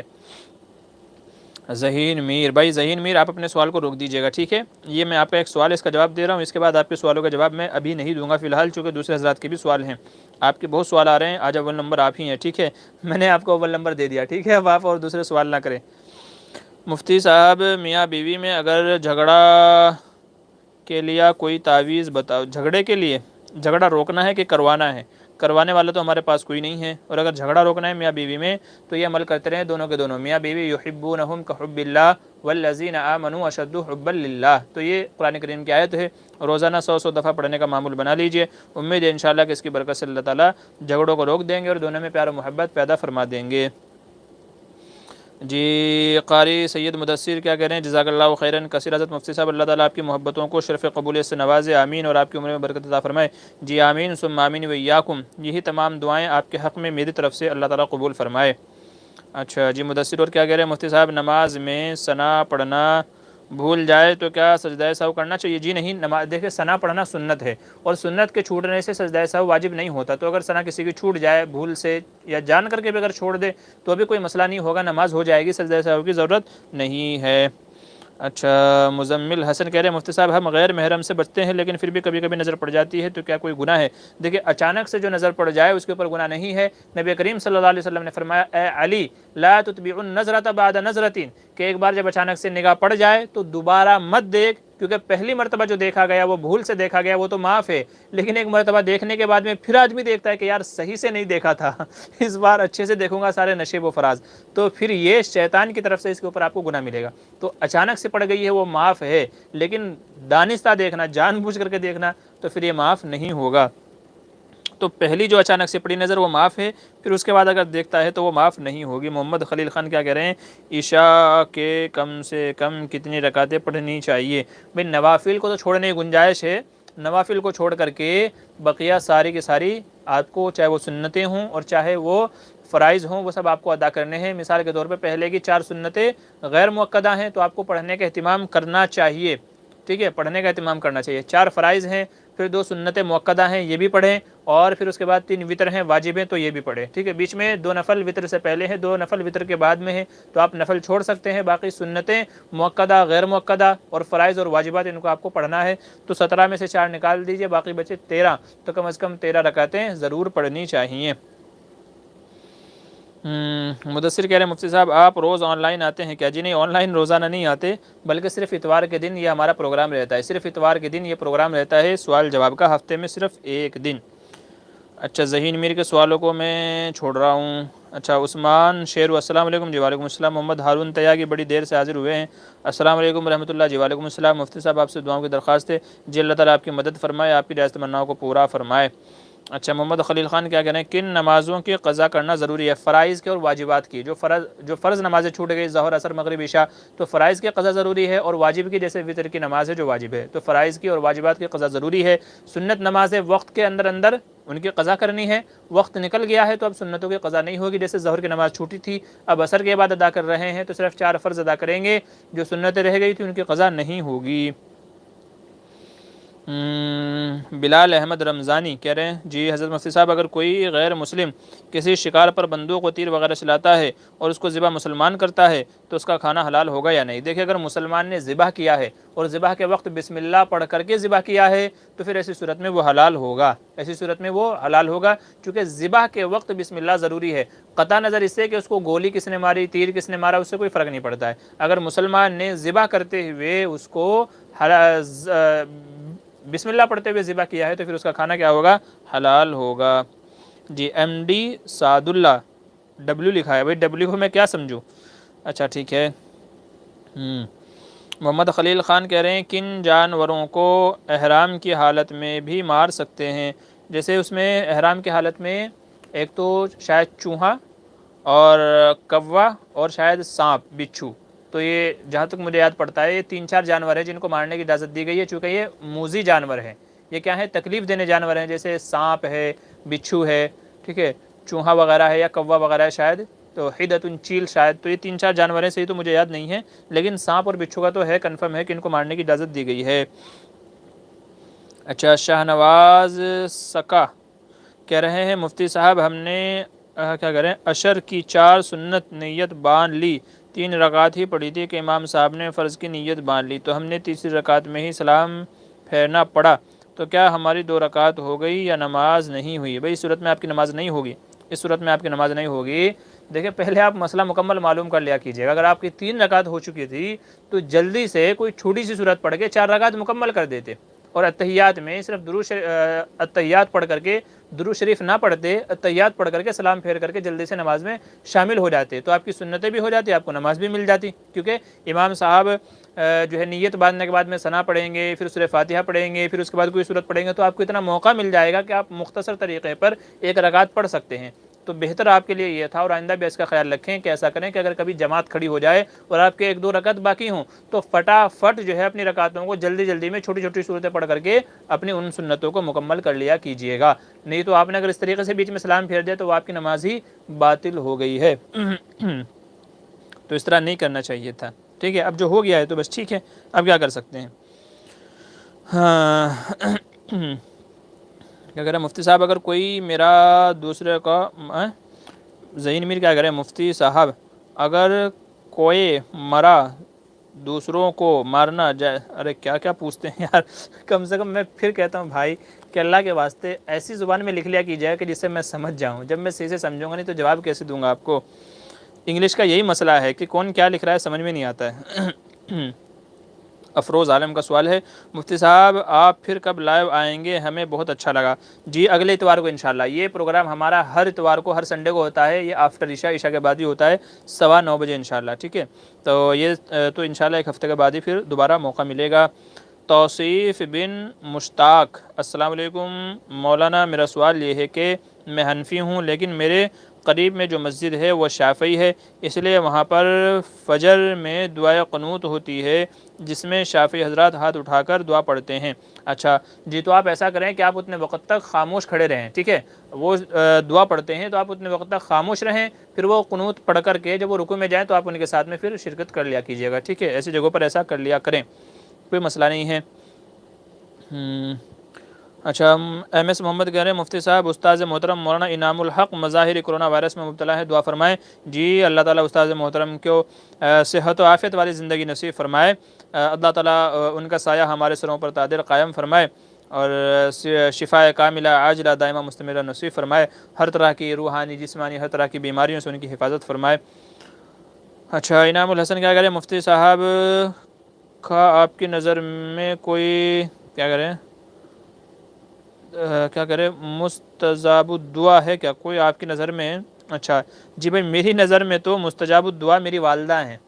میری نظر میں جن کو میں نے اچھے سے پرکھا ہے، جانچا ہے، جن کا تجربہ کرتا میں زندگی بھر کرتا ہوا آ رہا ہوں، تو میری والدہ ہیں جن کو میں نے مستجاب الدعا سمجھا ہے کہ انہوں نے جو بھی دعا مانگی ہے میرے حق میں یا کسی اور کے حق میں، اللہ تعالیٰ نے ان کی تمام دعاؤں کو قبول فرمایا ہے. تو میں تو انہی کو مستجاب الدعا سمجھتا ہوں. کسی اور سے میرا اتنا قریبی واسطہ نہیں رہا ہے کہ جس کو میں نے اس طریقے سے اتنا قریب سے دیکھا ہو. جی اللہ میری والدہ کو صحت عافیت عطا فرمائے. رمضان میں طبیعت تھوڑی سی ناساز ہو گئی تھی لیکن الحمدللہ بہتر ہے. اسی لیے ہم یہ چاہتے ہیں کہ اللہ ان کو عمر دراز دے، برکت والی عمر دے، تاکہ زیادہ سے زیادہ ہم ان کے دعاؤں سے فائدے اٹھا سکیں. جی مہربان عالم کہہ رہے ہیں مفتی صاحب حضور صلی اللہ علیہ وسلم کی وفات کے وقت جو باتیں موت کے فرشتے کے ساتھ ہوئی وہ کس صحابی نے سنی تھی؟ بھائی میرے بھی علم میں نہیں ہے، میں آپ ہی سے سننا ہوں کہ بھائی حضور کی بھی کچھ باتیں ہوئی تھی. میرے علم میں تو نہیں ہے کیا باتیں ہوئی تھی، آپ کن باتوں کی بات کر رہے ہیں. ٹھیک ہے، باقی میں دیکھتا ہوں کہ حدیث میں سلسلے میں ہم کو کیا ملتا ہے. آپ کن باتوں کی بات کر رہے ہیں تھوڑا سا ان باتوں کی بھی وضاحت کر دیجئے تاکہ مجھے بھی یاد آ جائے کہ بھئی میں نے کچھ پڑھا تھا تو کیا پڑھا تھا کیا نہیں پڑھا تھا اور آپ کن باتوں کی بات کر رہے ہیں. ٹھیک ہے، تو باتیں آپ بتائیں گے تو باتوں سے بات نکلے گی. مدثر کیا کریں مفتی صاحب کیا کوئی سورہ میں 3 آیت کے بعد سورہ بھول جائے تو کیا نماز ہو جائے گی؟ جی ہاں، حدیث میں جو ہے یعنی جو علماء نے قرات کی جو مقدار بیان کی ہے نماز میں جس سے نماز ہماری ہو جاتی ہے تو فرماتے ہیں تو ایک بڑی آیت ہو बड़ी आयत हो या छोटी छोटी 3 आयतें हों। तो अगर किसी ने नमाज में 3 आयतें पढ़ दी थी फिर वो भूल गया तो वो रुकू कर ले, उसकी नमाज हो जाएगी। आगे चलिए। एमडी सादुल्ला कह रहे हैं मुफ्ती साहब जुम्मे की नमाज़ छूट गई तो कौन से नमाज़ पढ़ें? ज़ोहर की नमाज़ पढ़ेंगे। जिसका जुम्मे की नमाज़ छूट गई है और कहीं और जुम्मा ना मिल सकता हो तो फिर ऐसे लोग ज़ोहर की नमाज़ अदा करेंगे। इनामुल हसन कह रहे हैं मुफ्ती साहब जैसा कि अब इशा की टाइम बढ़ गया है, आप मगरिब के बाद ऑनलाइन सेशन स्टार्ट करिए अगर हो सके। इशा में सोने का टाइम है और बहुत से फ़र्ज़ में भी बहुत से फजर में भी नहीं उठ पाएंगे। अच्छा देखिए, हमारे यहाँ जो इशा हो रही है वो फ़िलहाल हो रही है 8:50 पे, 8:50 पे हो रही है। और मगरिब से फ़ारिग होते होते हमको 7:30 हो जाते हैं, यानी 7:30। तो 7:30 से घर आने में मतलब पूरा सेटअप करने में समझो 15 मिनट तो कम से कम जाती हैं। तो यूँ कह लीजिए कि प्रोग्राम शुरू करते करते कम से कम भी 7:35-40 होंगी और 8:50 पे नमाज है, तो 1 घंटा भी बराबर इत्मीनान से नहीं मिलेगा, 1 घंटा भी इत्मीनान से नहीं मिलेगा। तो इसलिए फ़िलहाल ये इशा का वक्त रखा गया है। हमारे यहाँ थोड़ा नमाज का टाइम बढ़ जाएगा, अगर 1 घंटा हमको मिलता है इशा और मगरिब के बीच में, अगर 1 घंटा मिलता है तो इंशाल्लाह टाइम चेंज कर दिया जाएगा। फ़िलहाल 1-2 हफ़्ता यही टाइम रहेगा। तो मैं खुद चाहता हूँ कि मगरिब के बाद हो जाए, ठीक है, लेकिन फ़िलहाल वक्त शॉर्ट है, कम है, उसकी वजह से ये इशा के बाद का रखा गया है ताकि हम लोग इत्मीनान से कर सकें। नहीं तो बहुत सारी दफ़ा फिर यही रहता है कि हमारे बहुत सारे भाइयों के सवाल रह जाते हैं और टाइम की वजह से प्रोग्राम छोड़ के जाना पड़ता है। अच्छा, MS मोहम्मद कह रहे हैं मुफ्ती साहब सुन्नत मुअक्कदा और गैर मुअक्कदा पढ़ने के तरीके में कोई फ़र्क है? जी नहीं, सुन्नत मुअक्कदा हो गैर मुअक्कदा हो उसमें कोई फ़र्क नहीं है, सुन्नतों में कोई फ़र्क नहीं है, सुन्नतें एक ही तरीके से पढ़ी जाएंगी। ज़हीन मीर क्या कह रहे हैं मुफ्ती साहब आपने हिंदी कब सीखी, स्कूल में या मदरसे में? भाई मैं तो स्कूल में सिर्फ 3री क्लास तक गया था, जिसका मुझे अब होश भी नहीं है। लेकिन बहरहाल हिंदी जो असल में मुझे पढ़ना आई है वो मदरसे में ही आई है। हिंदी भी मैंने मदरसे में ही सीखी है और थोड़ी टूटी फूटी इंग्लिश जो है वो भी मैंने मदरसे में ही सीखी है। और बाकी जो इंग्लिश थोड़ी सी मेरी रिकवर हुई है, अभी भी बोल लेता हूँ उल्टी सीधी, तो वो मुंबई में आकर के यहाँ के माहौल में रह करके थोड़ा सा मैं सीख गया हूँ। तो हिंदी, इंग्लिश, उर्दू, अरबी, ठीक है, तो ये 4 चीज़ें, और फ़ारसी भी पहले पढ़ी थी, भूल गया हूँ लेकिन कुछ कुछ याद है अभी भी। तो ये 5 ज़ुबानें ऐसी हैं कि जिनको अल्हम्दुलिल्लाह मैं बोल सकता हूँ, भले ही थोड़ा टूटे फूटे अंदाज में क्यों ना हो। गुलाम मोहम्मद कह रहे हैं मुफ्ती साहब एक हाफिज़ साहब नमाज के पाबंद भी नहीं हैं और कहते हैं कि हाफिज़ कोई भी गुनाह कर ले जहन्नम की आग उनको नहीं जला पाएंगी, ये कहाँ तक सही है? देखिए ऐसा नहीं है, हाफिज़ कुरान जन्नत में जाएगा, हाफिज़ कुरान जन्नत में जाएगा, ये बात तो सही है, ठीक है, इसमें कोई शक नहीं है चूँकि हदीस में फरमाया गया। लेकिन गुनहगार होने के बावजूद उसको गुनाहों की सज़ा ना मिले ऐसा किसी हदीस में नहीं है। बल्कि मुसलमान के ताल्लुक़ से यह है कि मुसलमान को गुनाहों की सज़ा भुगतनी पड़ेगी, गुनाहों की सज़ा भुगतनी पड़ेगी। गुनाहों की सज़ा भुगतने के बाद में फिर वो जन्नत में जाएगा। अगर ऐसा कहने लगें कि भाई हाफिज़ कुरान है फिर जो चाहे करता फिरे, फिर तो दुनिया का हर बंदा हाफिज़ कुरान बन जाएगा, बस हाफिज़ कुरान बन जाओ फिर जो चाहे मतलब जो गुनाह करते फिरो। तो ऐसा नहीं है, अल्लाह के उसूल हैं, अल्लाह के ज़ाब्ते हैं हर चीज़ के ताल्लुक़ से। तो गुनाहों की सज़ा मिलनी ही मिलनी है हर हाल में, वो चाहे हाफिज़ कुरान हो, वो चाहे आलिम हो, वो चाहे मुफ्ती हो, वो चाहे अल्लामा हो, वो चाहे मुहद्दिस हो, वो चाहे कितना भी बड़ा क्यों ना हो। तो जिसने गुनाह किया है तो गुनाह की सज़ा तो मिलेगी ही मिलेगी। हाँ, अल्लाह माफ़ फरमा दे वो एक अलग बात है, अल्लाह ताला तो फिर किसी को भी माफ़ फरमा सकते हैं, लेकिन उसूल यही है कि गुनाह की सज़ा भी मिलेगी और जो उसने अच्छे अमल किए हैं उनका बदला भी मिलेगा। तो ये गलत फहमी है उन हाफिज़ साहब को, उनसे मेरी बात करा दीजिएगा ताकि थोड़ा उनका माइंड वॉश कर दूँ मैं और वो गुनाहों से बच जाएँ। जी, फैयाज़ हुरैरा प्रोडक्शन, मुफ्ती साहब यूट्यूब अर्निंग के ताल्लुक़ से हलाल एड्स की अर्निंग तो हलाल नहीं होती, लेकिन हलाल एड्स में भी नामहरम आती हैं, तो उसका गुनाह तो हमको होगा ना, प्लीज़ बताइए। देखिए यूट्यूब की अर्निंग हलाल है या हराम है इसके ताल्लुक़ से मेरी भी एक क्लिप है और मुफ्ती तारिक मसूद साहब उनकी भी एक क्लिप है। बेहतर है कि आप ये दोनों क्लिप सुन लीजिएगा, तो इंशाल्लाह उम्मीद है कि जो आपके डाउट्स हैं वो इंशाल्लाह आपके क्लियर हो जाएंगे, ठीक है, वो आपके डाउट्स क्लियर हो जाएंगे। तो मुफ्ती साहब का भी एक मसला है, मुफ्ती तारिक मसूद साहब का, और मेरा भी अपना एक मसला है, आप उनको सुन लीजिएगा इंशाल्लाह। फिर भी अगर कोई डाउट रहता है तो आप उसी वीडियो के कमेंट में लिख दीजिएगा, इंशाल्लाह मैं देख करके उसका जवाब आपको दे दूँगा। मोहम्मद खलील खान कह रहे हैं हालत एहराम में कौन कौन से काम करना मना है? बहुत सारे काम करना मना है भाई जी, जैसे बाल उखाड़ना है, बाल उखाड़ना मना है, ऐसे ही शिकार करना मना है, घास उखाड़ना मना है, ठीक है, और ऐसे ही जिस्म से मैल उतारना मना है, ऐसे ही सिला हुआ कपड़ा पहनना मना है, सर को ढांकना मना है। तो कई सारी चीज़ें हैं, ठीक है, तफसील आप जो है ना वो किताबुल हज में देख लीजिएगा, बाबुल हज में आपको मिल जाएगी, एहराम के मसाइल के अंदर भी आपको मिल जाएगी, ठीक है। मोहम्मद साहिब, अस्सलाम वालेकुम, क्या फरमाते हैं मुफ्तियान करام, माजूर शख्स मजबूरी की हालत में नमाज़ पढ़ा सकता है या नहीं? भाई माजूर से क्या मुराद है वो बता दीजिए। बाकी मसला ये है कि अगर माजूर के अलावा कोई और शख्स नहीं है नमाज़ पढ़ाने वाला, या उससे ज़्यादा मुत्तकी शख्स कोई नहीं है, तो फिर ऐसी सूरत में पढ़ा सकता है। मुफ्ती साहब, अगर क्या करें, खूब ख्वाब में नबी सल्लल्लाहु अलैहि वसल्लम की शक्ल क्या है मायूस हो जाए तो क्या करना चाहिए, क्या कह रहे हैं आप? नहीं समझा भाई मैं। चलिए आगे चलते हैं। नवेश शेख, अस्सलाम वालेकुम हज़रत, फ़र्ज़ नमाज में 4 रकात में बैठना था लेकिन भूले से 5 रकात पढ़ के सलाम फेर दिया, तो अब क्या करें? देखिए, अगर आप चौथी रकात में नहीं बैठे थे, 3 रकात के बाद सीधा 5वीं रकात पढ़ करके आप बैठे हैं, तो ऐसी सूरत में आपकी नमाज़ नहीं हुई, नमाज को दोबारा पढ़ना लाजिम है। अच्छा ठीक है। इनामुल हसन, आपका लक़ब क़ासमी है? जी, मेरा लक़ब मज़ाहिरी क़ासमी दोनों है। मज़ाहिरी चूँकि मैंने मज़ाहिर से पढ़ा है शेख यूनुस रहमतुल्लाह अलैह से, और दारुल से भी चूँकि मैंने पढ़ा है मुहद्दिस शेख हमारे उस्ताद मोहतरम मुफ्ती सईद अहमद साहब पालनपुरी रहमतुल्लाह अलैह से, तो इसलिए मज़ाहिरी और क़ासमी मेरे दोनों लक़ब हैं। मैं कभी क़ासमी लगा लेता हूँ, कभी मज़ाहिरी लगा लेता हूँ, ठीक है, और कभी कभी दोनों ही लगा लेता हूँ। MD मज़हर इमाम कह रहे हैं, मौलाना साहब मैं अभी इंजीनियरिंग कर रहा हूँ, लेकिन मुझे अब सब छोड़कर मैं दीन और इस्लाम सीखना चाहता हूँ। भाई सीख लीजिए, कोई मसला नहीं है, ठीक है, कोई मसला नहीं है, बहुत अच्छी बात है। आपकी जो सोच है और जो आपकी चाहत है उसको सलाम, अल्लाह ताला आपके लिए ये रास्ते आसान फरमाए और आपको दीन की मसाइल, दीन की बातें ये सब सीखने की तौफीक नसीब फरमाए, आपके लिए चीज़ें आसान फरमाए। आप किसी आलिम से जुड़ जाइए, और अगर मदरसे में जाकर के तालीम हासिल कर सकते हैं तो मदरसे में चले जाइएगा, ठीक है। तो उम्मीद है इंशाअल्लाह कि दोनों चीज़ें आपको हासिल हो जाएंगी, दुनिया भी और दीन भी, बहुत अच्छी बात है। अच्छा, मैं मदरसे में जाकर सब कुछ सीखना चाहता हूँ। जी हाँ, सीख लीजिएगा, बल्कि अभी दारुल के अंदर तकरीबन कोरोना के टाइम पे या कोरोना से थोड़ा सा पहले एक शख्स थे जो शायद बांग्लादेश के थे या नेपाल के थे, उनके ताल्लुक़ से 76 साल उनकी उम्र थी। कितनी? 76 साल उम्र थी उनकी, और वो आलिम कोर्स कर रहे थे, यानी आलिम कोर्स की पढ़ाई कर रहे थे। वो 76 साल उनकी उम्र थी, और गालिबन मिशकात का उनका साल चल रहा था, यानी उनके आलिम बनने में 1 या 2 साल ही बाकी थे, और अभी कोरोना के टाइम पर उनका इंतकाल हुआ है। तो सोचने की बात है, हदीस में आप सल्लल्लाहु अलैहि वसल्लम ने इरशाद फरमाया कि इल्म सीखते हुए जिसका इंतकाल हो जाए तो क़यामत के दिन उसका शुमार उलमा में होगा, उलमा के सफ़ में उसको खड़ा किया जाएगा। जो कुरान सीखते हुए, इल्म दीन सीखते हुए, इल्म हदीस सीखते हुए जिसका इंतकाल हो जाए तो उसका शुमार उन्हीं में होगा। तो 76 साल के वो शख्स थे, बूढ़े शख्स थे, जो सब कुछ छोड़ छाड़ करके दारुल में इल्म दीन पढ़ने आए थे, और अभी उनका इंतकाल हुआ। तो बहुत अच्छी बात है, आप भी सीख लीजिए, अल्लाह आपके लिए तमाम रास्तों का आसान फरमाए। जी, MD सादुल्ला कह रहे हैं, मुफ्ती साहब पहली रजत में क्या, अरे यार रकात तो लिख देते, रजत तुमने लिख दिया है। जी, पहली रकात में सूरह काफिरून, दूसरी रकात में सूरह नास पढ़ सकते हैं। जी हाँ, पढ़ सकते हैं, कोई मजाका नहीं है, जायज़ है। अच्छा, MS मोहम्मद कह रहे हैं, मुफ्ती साहब मेरे भाई मोहम्मद अनस की तबीयत नासाज है।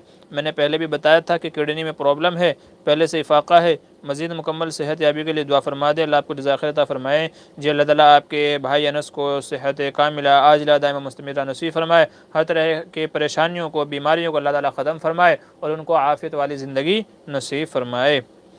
ज़हीन मीर क्या करें, मैंने किताब में पढ़ा है अल्लाह हाफिज़ को अगर अज़ाब देगा लेकिन उनकी चमड़ी को नहीं जलाएंगे। जी, आपने ही पढ़ा होगा, इस तरह की भी हदीस है कि अल्लाह ताला उसे ऐसे शख्स को जहन्नम में नहीं जलाएंगे। लेकिन बहरहाल गुनाहों की सज़ा का मिलना अपनी जगह तय है, अब वो क्या शक्ल होगी अल्लाह ही बेहतर जानता है। मेहरबान आलम मुफ्ती साहब हमारा सवाल है, जी बताएं क्या सवाल है? सवाल तो आपने लिखा ही नहीं। अच्छा, फैयाज़ हुरैरा प्रोडक्शन, जी मैंने दोनों बयान सुना है, गुनाह के बारे में मुझे समझ में नहीं आ रहा है। अच्छा ठीक है, आप ऐसा कीजिएगा, मैं बाद में आपको इंशाल्लाह समझाता हूँ, फ़िलहाल तो नहीं, क्योंकि फ़िलहाल समझाऊंगा तो फिर और बहुत सारे लोगों के सवाल रह जाएंगे। तो इंशाल्लाह आप जो है बाद में ज़रा मुझे याद दिला दीजिएगा, मैं इंशाल्लाह आपको बता दूँगा। अच्छा, हसीब खान कह रहे हैं, अस्सलाम वालेकुम मुफ्ती साहब, अगर किसी आदमी को मुस्तज़नी जैसी आदत लग जाए और उससे छूट नहीं रही है तो उस आदत से कैसे बचे? देखिए, आदत कोई भी गुनाह की आदत हो, उसको छोड़ने के लिए सबसे बेहतरीन टॉनिक है, सबसे बेहतरीन चीज़ है, आदमी के जहन में अल्लाह का इस्तेहज़ार होना चाहिए कि अल्लाह मुझे देख रहा है, यानी मैं गुनाह कर रहा हूँ, अल्लाह मुझे देख रहा है, और जो मेरे कंधों पर ये फरिश्ते हैं किरामन कातिबीन लिखने वाले, ये तमाम गुनाहों को मेरे लिख रहे हैं। तो जैसे ही ये इस्तेहज़ार पैदा हो जाएगा, आदमी की ये सोच बन जाए कि अल्लाह मुझे देख रहा है, तो इंशाअल्लाह उम्मीद है कि गुनाहों से बाज़ाना उसके लिए क्या हो जाएगा, आसान हो जाएगा। तो आप सबसे पहले तो ये इस्तेज़ार पैदा करें कि अल्लाह मुझे देख रहा है। इसी के साथ साथ में एक दुआ पढ़ते रहें, रब्बना गफिर लना ज़ुनूबना व इसराफ़ना फ़ी अमरिना व सब्बित अक़दामना वंसुरना अलल क़ौमिल काफ़िरीन। ठीक है, ये दुआ साथ साथ में पढ़ते रहें, रोज़ाना 100 बार पढ़ने का मामूल बना लें। उम्मीद है इंशाअल्लाह के गुनाहों के छुड़ाने में ये दुआ बहुत मुअस्सिर है और बहुत मुजर्रब है। ठीक है, इसी के साथ साथ में आप गूगल कर लीजिए कि मुश्त ज़नी के क्या क्या नुकसानात हैं। ठीक है, मुश्त ज़नी के क्या क्या नुकसान हैं, आदमी नामर्दी तक पहुंच जाता है। ठीक है, नामर्दी इससे पैदा हो जाती है। शादी होगी तो बच्चों के, चूँकि हमारे जो स्पर्म्स जो है हमारे हैं, यानी मनी के जो कतरे हैं वो कमज़ोर हो जाते हैं, तो वो बीवी के रहम में पहुंचने के बाद भी बच्चा पैदा करने की सलाहियत उससे नहीं होती। ऐसे ही आज़म के अंदर टेढ़ापन पैदा हो जाता है, जिससे बीवी खुश नहीं रह पाती। नतीजा घर के अंदर झगड़े पैदा होते हैं, फिर तलाक की नौबत आती है। कभी कभी क्या होती है कि बीवी की मुकम्मल ख्वाहिश आदमी पूरी करने पर कादिर नहीं होता। नतीजा या तो झगड़ा होगा या बीवी का किसी और से अफेयर शुरू हो जाएगा। तो ये सारे नुकसानात हैं मुश्त ज़नी के। तो इस तरह के नुकसानात को आदमी अपने जहन के अंदर मुस्ताज़र रखे। मेरी जवानी ज़ाय हो रही है, मेरी सेहत बर्बाद हो रही है, मेरी ताकत कम हो रही है, अल्लाह मुझे देख रहा है, ये फ़रिश्ते लिख रहे हैं। और साथ साथ में ये दुआ पढ़ते रहिए। उम्मीद है कि इंशाअल्लाह ये तमाम चीज़ें आपके जो भी इस जो है मर्ज़ के अंदर मुब्तला है, तो इस बीमारी के छूटने में ये तमाम चीज़ें क्या होंगी, मुफीद और मुआविन होंगी। अच्छा, साथ साथ मैं अर्ज़ कर दूं कि तकरीबन 1 घंटा हमारे प्रोग्राम को हो गया है, तो अब मुझे माफ़ फरमाएं। कुछ साथियों के बस सवाल हैं, मैं उन्हीं के जवाब दे देता हूं। तो और दोस्तों से गुजारिश है कि अब और कोई नया सवाल ना करें। बाकी लोगों के जो सवाल रह गए हैं तो इंशाल्लाह आते हफ्ते, ठीक है, आने वाला जो संडे आएगा इंशाल्लाह उसको तब हम हल कर लेंगे। ठीक है, अभी जिन लोगों के सवाल हैं मैं उनके जवाब दे देता हूँ, तो कोई मज़ीद सवाल ना करें बराए करम। अच्छा, और क्या कह रहे हैं, इनामुल हसन मुफ्ती साहब इंग्लिश सीख रहे थे यूट्यूब से, लेकिन उसमें काफ़ी चैनल लेडीज़ के हैं, इसके बारे में कुछ बताएं। देखिए, लेडीज़ अगर उनका चेहरा वगैरह सब दिखाई दे रहा है, लेडीज़ सिखा रही हैं, तो फिर बेहतर है कि उनसे बचा जाए, चूँकि गैर महरम को देखने का गुनाह आपके ज़िम्मे होगा। तो इसलिए हाँ, अगर सिर्फ आवाज़ सुनाई दे रही है या सिर्फ लिखा हुआ दिख रहा है तो फिर तो गुंजाइश है। लेकिन जहाँ पे बाकायदा लड़कियाँ बेपर्दा होकर के सिखा रही हैं तो फिर उनसे बचिएगा। फिर बेहतर है थोड़ा सा पैसा खर्च करके किसी अपने करीबी या कोई और जो ऑनलाइन जो इंग्लिश मर्द हजरात सिखाते हैं फिर उनसे सीखने की कोशिश कीजिएगा, या बुक्स आती हैं, ग्रामर्स वगैरह आते हैं तो उनसे सीखने की कोशिश कीजिएगा, लेकिन गैर महरम से बचिएगा चूँकि उसके नुकसान आखिरत में बहुत ज़्यादा हैं। MD मज़हर इमाम मुफ्ती साहब बता दें। जी मैंने बता दिया ना आपको, आप जा सकते हैं। आपने जो दीनी तालीम हासिल करने की बात कही है, मैंने कहा आप जा सकते हैं, कोई मुज़ायक़ा नहीं है, कोई हरज की बात नहीं है, आप जाएं, किसने मना किया। अच्छा, आरिफ डोंगरे कह रहे हैं इसराइल क्या कह रहे हैं, कम सुनात क्या कह रहे हैं, कोबिया की है जिनका बाइकाट करना है। अच्छा, इसराइल की मसनूआत को बयान कीजिए जिनका बाइकाट करना है। अब देखिए, आपने ऐसे मिला के लिख दिया है कि मैं समझ ही नहीं पाया कि आपने क्या लिखा है। इसराइल की बहुत सारी मसनूआतें, मैं कौन कौन से आपको गिनाऊँ, यहाँ तक कि जैसे कोका कोला इसमें सबसे मेन है, कोका कोला है, डव है जो नहाने का साबुन है। तो यानी अगर आप देखने जाएंगे तो आपको अक्सर चीज़ें, वो चाहे खाने की हों, पकाने की हों, नहाने धोने की हों, परफ्यूम लगाने की हों, चाहे हाथ में घड़ी रोलेक्स और राडो और ये सब चीज़ें हैं ये हों, ठीक है, या लग्जरीज जो आजकल गाड़ियाँ हैं, तो ये अक्सर चीज़ों में उनके मसनूआत आपको मिल जाएंगी, अक्सर चीज़ों में आपको उनकी मसनूआत मिल जाएंगी। और अगर आप नेट पे अगर आप सर्च करेंगे, गूगल पे जा करके कि इसराइल प्रोडक्ट्स अगर आप सर्च करेंगे तो इंशाल्लाह आपको वो तमाम चीज़ें वहाँ मिल जाएंगी। मुझे तो याद भी नहीं है क्या क्या हैं, तो मैं कैसे बताऊँगा। मोहम्मद खलील ख़ान कह रहे हैं बगैर टोपी के नमाज़ पढ़ना मकरूह है। जी हाँ, नमाज़ पढ़ना तो मकरूह है, बगैर टोपी के नहीं पढ़नी चाहिए, टोपी लगा करके पहन करके पढ़नी चाहिए। MD मज़हर इमाम क्या करें, मैं कौन से मदरसे में जाऊँ। जो अभी आपका नज़दीकी मदरसा है, आप जहाँ रहते हैं तो अपने इलाके के करीबी जो अच्छा मदरसा है तो उसमें चले जाएँ। ज़हीन मीर क्या कह रहे हैं, ख्वाब में नबी पाक सल्लल्लाहु अलैहि वसल्लम के मैं नबी हूँ, वो शैतान हो सकता है या नहीं। देखिए, अगर हुजूर सल्लल्लाहु अलैहि वसल्लम आते हैं तो फिर वो हुजूर सल्लल्लाहु अलैहि वसल्लम ही हैं। आपने फरमाया कि शैतान मेरी शक्ल में नहीं आ सकता, तो अगर किसी को हुजूर दिखाई दिए हूँ तो वो हुजूर ही हैं। तो आपने फरमाया मैं जिसको दिखाई दूँ तो वो मैं ही हूँ, क्योंकि शैतान मेरी शक्ल बनाने पर कादिर नहीं है। तो इसलिए अगर हुजूर आए हैं तो फिर वो हुजूर ही हैं, वो शैतान नहीं हैं। बस आप ये देख लीजिएगा, तहकीक कर लीजिएगा कि वो हुजूर ही थे या कोई और था, क्योंकि हुजूर कैसे थे हमने तो देखा नहीं है, हमने तो हुजूर को देखा नहीं है, तो हम कैसे वेरीफाई करेंगे कि हुजूर की शक्ल यही शक्ल है। ठीक है, तो बस वो एक आप देख लीजिएगा।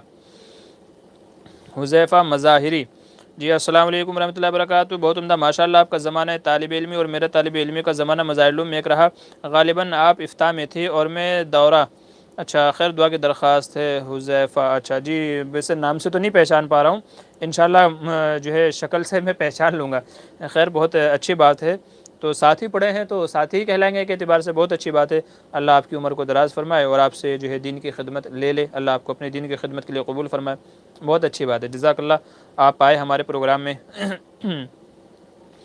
جی ساحل احمد، ایک حافظ کتنے لوگوں کو بخشوا سکتا ہے؟ کچھ لوگ اس غلط فہمی میں ہیں کہ ہمارا بچہ تو حافظ ہے، ہمیں کچھ کرنے کی ضرورت نہیں، ایسے لوگوں کو کیا جواب دیا جائے؟ کچھ رہنمائی فرمائیں۔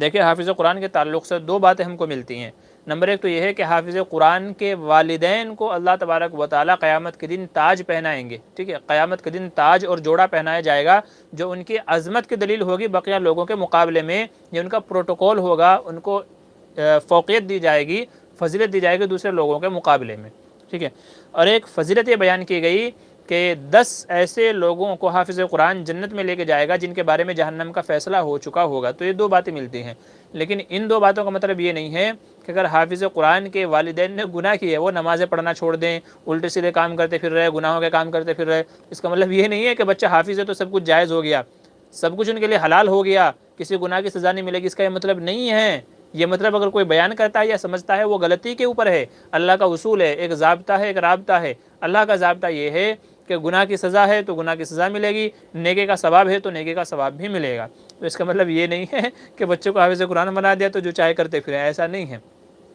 وہ ایک الگ بات ہے کہ ان کو فضیلت دی جائے گی، ان کو ممبروں پر بٹھایا جائے گا، تاج پہنایا جائے گا، جوڑے پہنائے جائیں گے، سب کو دکھایا جائے گا بھائی یہ لوگ ہیں کہ جنہوں نے اپنے بچوں کو حافظ قرآن بنایا تھا، لیکن اگر وہ گنہگار تھے تو ان سے کہا جائے گا لاؤ جوڑا واپس دے دو، پہلے جہنم میں جا کر کے سزا بھگت کر کے آؤ، ٹھیک ہے، تو پہلے جہنم میں جا کر کے سزا بھگت کر کے آؤ، تو یہ اصول اللہ کا ضابطہ ہے۔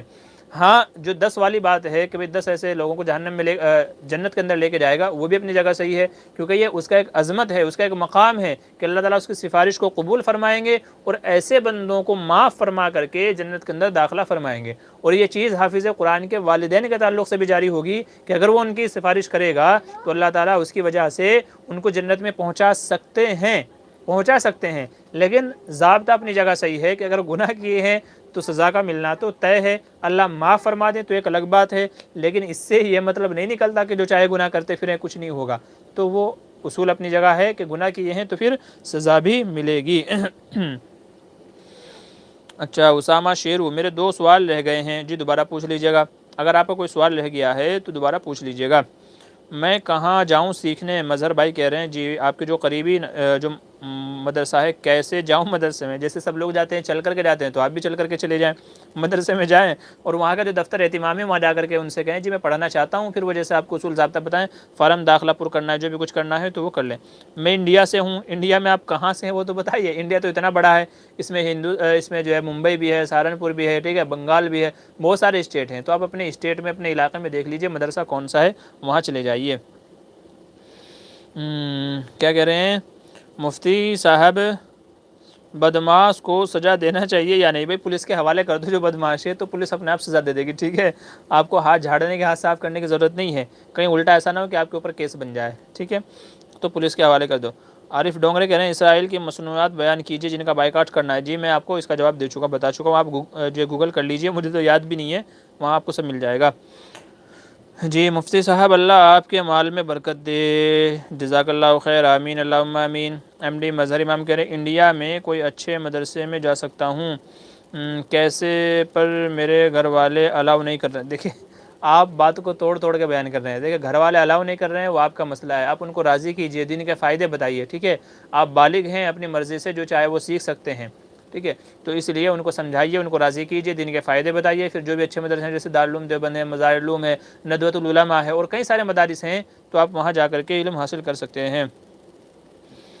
عمر فاروق کہہ رہے ہیں مغرب کی باجماعت فرض نماز میں قصار مفصل میں 2 صورتوں کے درمیان ایک صورت کا فصل مکروہ ہے، تو کیا یہ حکم رمضان میں باجماعت وطر میں بھی ہے یا نہیں؟ جی سب میں ہے، یہ جو اصول ہے یہ سب میں ہے، وہ چاہے رمضان میں ہو، غیر رمضان میں ہو، وطر میں ہو یا کسی بھی اس میں ہو، تو یہ ہر ایک میں ہے، لیکن یاد رکھیں کہ یہ جو کراہت کا حکم ہے یہ کراہت تنزیہی ہے، یہ کراہت تنزیہی یعنی بہت ہلکا ہے، بہت ہلکا، اگر کسی نے ایسا کر لیا ہے کہ ایک صورت کے فصل کے ساتھ میں اگر کسی نے کر لیا ہے تو نماز ہو جائے گی، کوئی مسئلہ نہیں ہے۔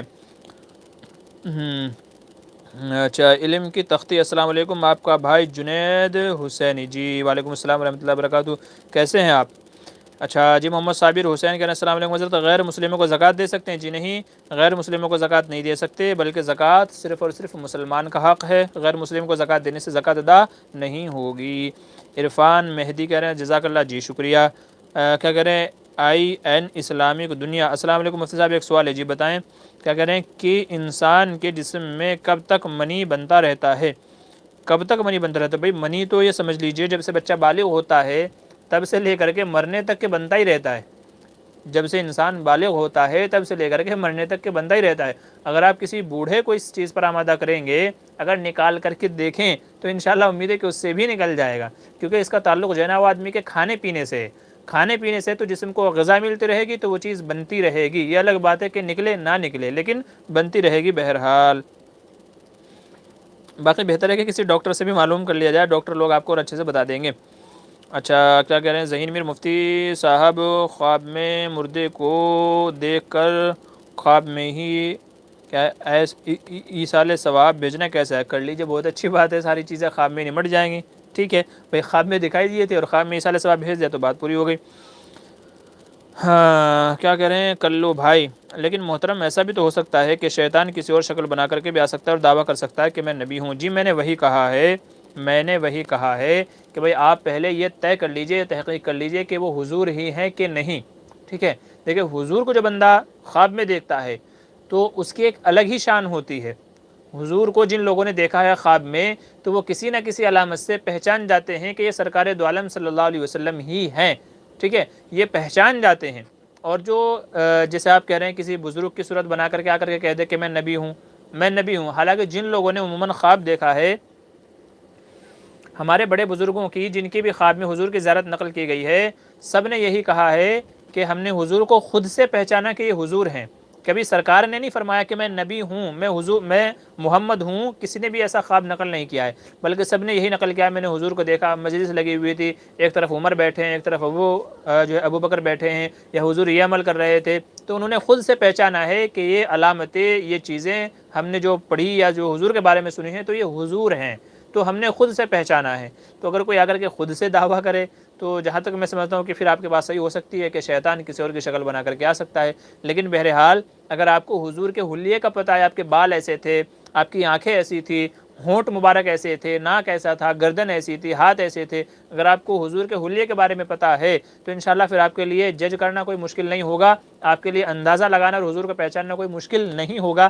ہم جیسے گدھے لوگ جن کو حضور کی سیرت کے بارے میں پتہ ہی نہیں ہے، صورت کے بارے میں پتہ نہیں ہے، تو پھر ہم کو کوئی بھی آ کر کے بیوقوف بنا سکتا ہے۔ تو اس لیے ضروری ہے کہ ہم جس کے امتی ہیں کم از کم ہمیں اس کے حال حلیے کے بارے میں پتہ ہونا چاہیے، تاکہ خواب میں اگر آئیں تو ہم پہچان لیں کہ ہاں یہ سرکار ہی ہے، شیطان نہیں ہے۔ امید ہے بات سمجھ میں آ گئی ہوگی۔ جی کلو بھائی کہہ رہے ہیں کہ ہم مودودی صاحب کی تفسیر تفہیم القرآن پڑھ سکتے ہیں؟ بھائی علماء منع فرماتے ہیں چونکہ انہوں نے بہت ساری جگہوں پر غلط بیانی سے کام لیا ہے، جیسا کہ حضرت ابو داؤد علیہ السلام کا واقعہ ہے، سورہ صاد کے اندر میں، تو وہاں انہوں نے ٹھوکر کھائی ہے اور ایک غلط مطلب انہوں نے وہاں بیان کر دیا ہے۔ تو اس کے علاوہ بھی کئی ساری جگہیں ہیں، علماء نے ان کو باقاعدہ نشان لگا کر کے بتایا ہے کہ انہوں نے یہاں ٹھوکر کھائی ہے، تو اس لیے بہتر ہے کہ ان کی تفسیر سے بچا جائے۔ ہاں اگر کوئی عالم ہے اور وہ استفادے کے لیے پڑھتا ہے تو چونکہ عالم کو پتہ ہوگا صحیح کیا ہے غلط کیا ہے، تو اس کے لیے تو گنجائش نکل سکتی ہے، لیکن عام آدمی کو پڑھنے سے بچنا چاہیے۔ ندائے ملت کیا کہہ رہے ہیں کھیت کی بٹائی دینا کیسا ہے؟ اگر درست ہے تو کون سی صورت ہے اس کی؟ محمد کبیر الدین نیپال سے۔ بھائی آدھے پہ بھی دے سکتے ہیں، تہائی پہ بھی دے سکتے ہیں۔ بھائی ایسا ہے کہ کھیتی آدھے پہ دے رہے ہیں، مطلب یہ ہے کہ کھیت میرا ہے لیکن کام اس میں آپ کریں گے، ایک شکل تو یہ ہو گئی۔ اب ساتھ میں جو اس میں جیسے دانہ ڈالنا ہے، بہت ساری دوائیاں ڈالنا ہے، وہ تو آپس میں ڈیسائیڈ کر لیں کہ وہ آدھا آدھا رہے گا یا وہ سارا کا سارا اس کا رہے گا، ٹھیک ہے، تو یہ پہلے ڈیسائیڈ کر لیں، جو بھی ڈیسائیڈ ہو جائے یہ عمل جائز کہلائے گا۔ ایسے ہی ایک تہائی پہ بھی دیتے ہیں کہ بھئی ایسا ہے کھیتی وہ بندہ کرے گا، اس میں اناج دانہ جو بھی کچھ چیزیں ہوگی وہ مالک کی ہوگی، تو زمین بھی مالک کی ہے اور جو بھی کچھ ڈالا جائے گا وہ بھی مالک کی طرف سے ڈالا جائے گا، سامنے والا صرف دیکھ بھال کرے گا، کھیتی باڑی کرے گا، تو جیسے مطلب 1/3 اس کا ہے اور باقی جو بچے گا وہ اصل مالک کا ہے، تو اس کی بھی اجازت ہے۔